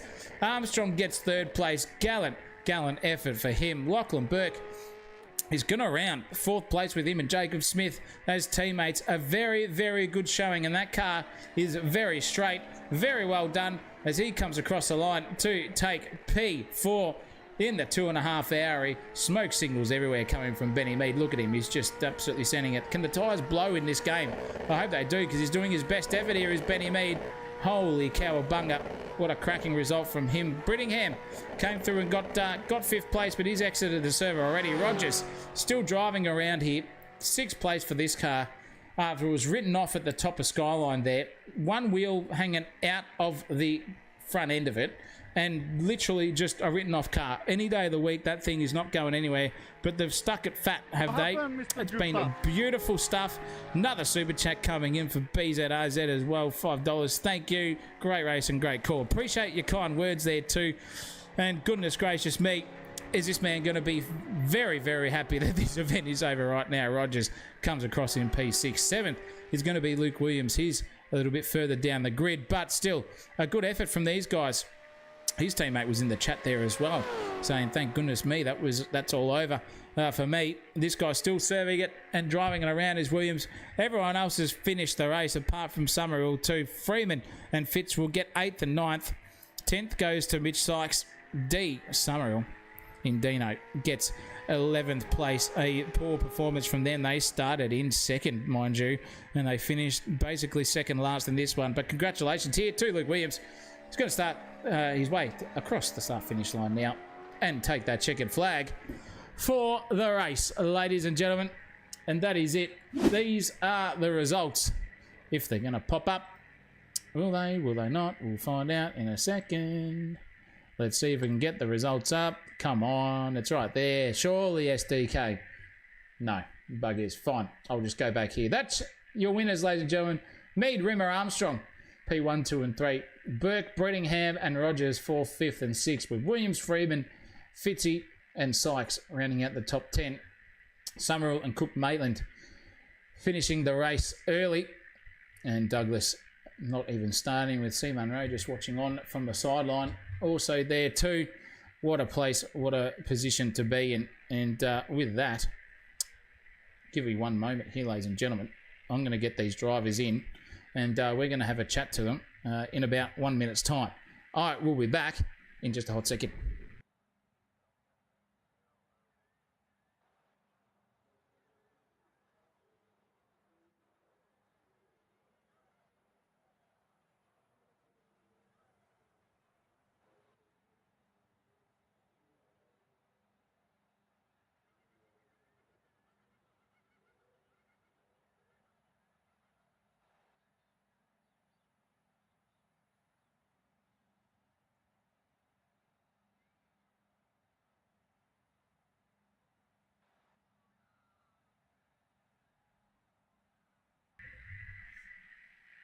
Alrighty, ladies and gentlemen. Well, let's get into the Discord situation here. And let's have a chat to a man who won the race. And not by his own, but with very, very good help there from his teammate. It is congratulations to the magician, Mr. Benny Mead. Congratulations on that P1. Good sir, what a race. Bloody got it. I don't know where the hell Fraser is, but sure he'll be here in a second. There he is. Yeah, what a roller coaster. Here he is, the man himself, the Rocket. The rocket versus the parachute is what I was told here today, Fraser. That was unbelievable, mate. Tell us about that experience as a whole. Oh, it was good. Good fun. I love the wet. I was surprised myself a bit with my pace in the wet. I didn't think I'd be gaining that much on the leaders. I knew I wanted to try and get the lead. I didn't think we'd have a minute lead coming out of the rain, but I'll take it. And I just told Swede just to keep it cool to the end, don't do anything stupid. We got shafted a bit by a lapped car and lost a whole front end, but still we held on. So yeah, just about a flawless day, and I can't complain. Mate, can't complain at all. That was unbelievable stuff. It was really, really cool to see that you boys just got out there and had a good old crack. What was your team name, by the way? What was it? Kiwi Racing. Kiwi Racing, that was it. It was Kiwi Racing. Kiwi Racing, because there's two of us. Kiwis, yeah. Yes. Yep, absolutely. The flightless bird, right at the end. The flightless bird. Unbelievable stuff. The flightless bird. It was good to have you boys just doing what you do best, because I didn't think it was going to happen. And I didn't really think that it was just going to be one of those, those races where it's going to be easy sailing for you. But ultimately, it ended up being that way. And it was very, very interesting to see that you kept it clean. You stayed out of trouble most of the time. But I was just flabbergasted by the pace, even both of you, in the dry and the wet. It was sensational, to say the least. Benny, what was the source there, mate? Is it injecting some talent from the big man, or was it just pure driving skill on your own behalf? Oh, definitely a bit of watching and seeing how Fraser got around. Definitely helped with how I got around. So it's good to have Fraser as a teammate, like just having someone quick and been able to give me little tips and tricks during the race too.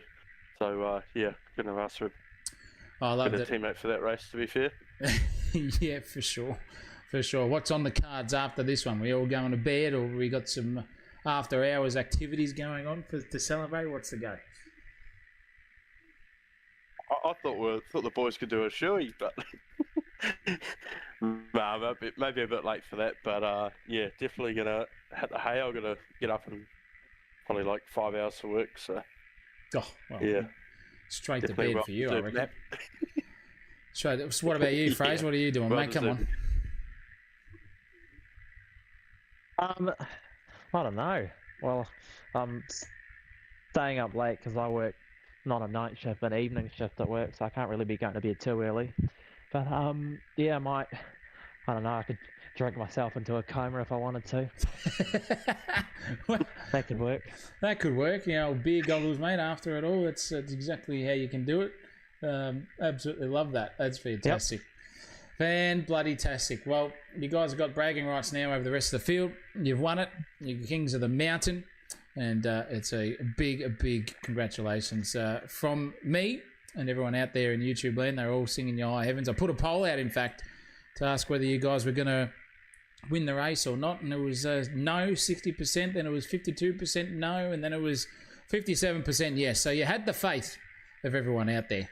And you could definitely... That changed when I got It's been a changed to know when I fucking go. Well, you just never know. You just never know. But yeah, that's all part of the fun in Love and War, mate. Absolutely.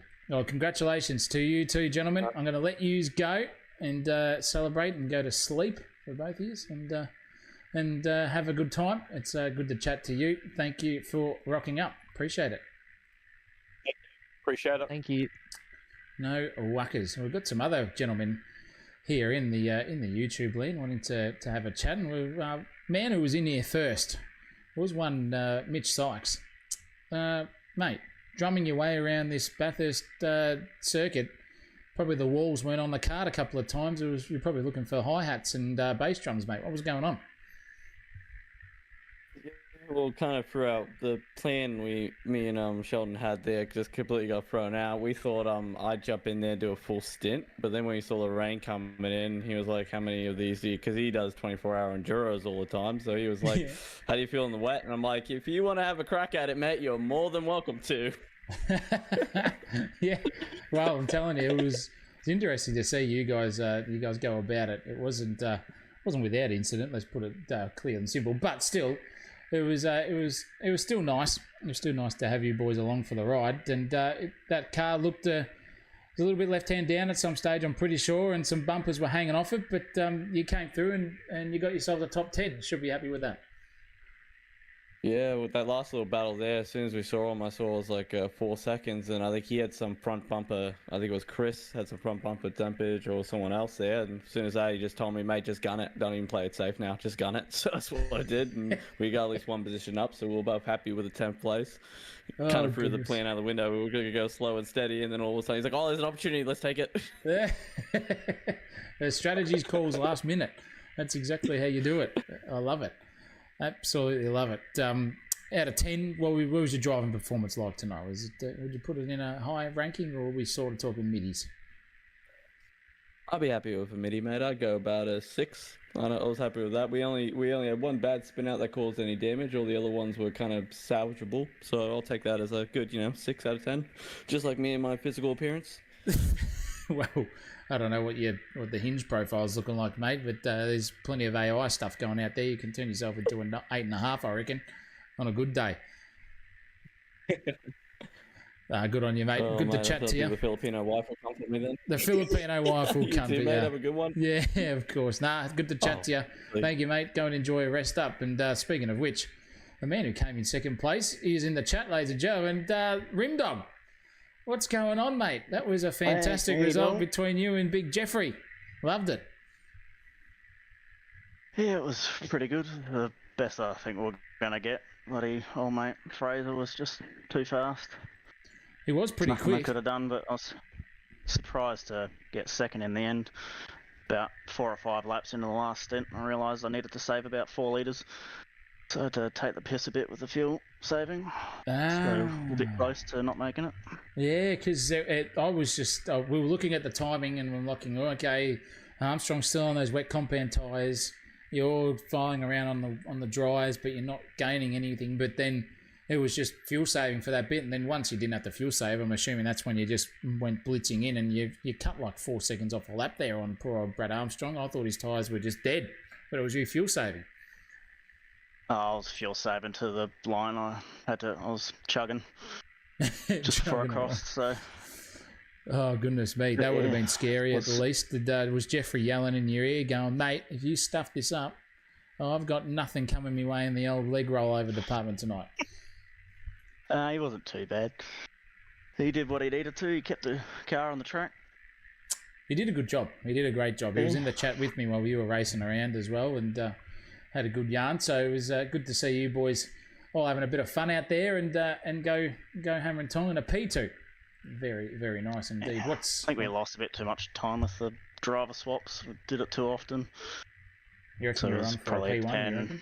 10-15 seconds per stop where we were changing drivers. We lost that extra time, but I don't think we would have got P1. But well, you were I think on this timing tier here, your best was a good second and 1.2 seconds quicker than what Benny Meads was, and then your last lap was also another 1.2 seconds quicker than his too, as well. So you did have the pace by the looks of it. Might have been a different story, but that doesn't matter. Second place, you got to take it, mate, and congratulations on that. That was a cracking job. Well done to you and Jeff. Yeah, cheers, mate. No worries at all. Well, I'm going to leave it there, boys. It's been a long night. I need to go and get some shut-eye myself as well. But thank you, and thank you to everyone else for tuning in to the broadcast. It's been a fantastic event tonight. I really appreciate you all being around. And thank you to our King Super Chatter there, Dean Ferrell BZR 5150 with the $20 Super Chat involved in increments. Brennan Haxter as well for the $2. And then V8 SG205 as well.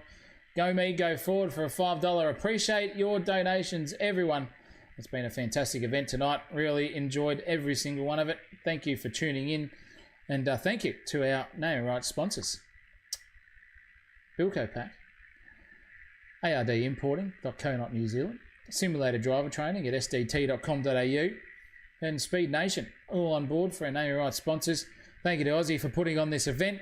Thank you to everyone out there in YouTube land and all of our supporters in the Patreon. I really appreciate it as well. And it has been a sensational TV production. And until now, it's goodbye and good evening and good night from myself, Zach O'Reilly, in the commentary position, central missionary position, and it's been a lovely, lovely evening. Thank you all, and until next time, ladies and gentlemen, you know what to do. Keep it flat out.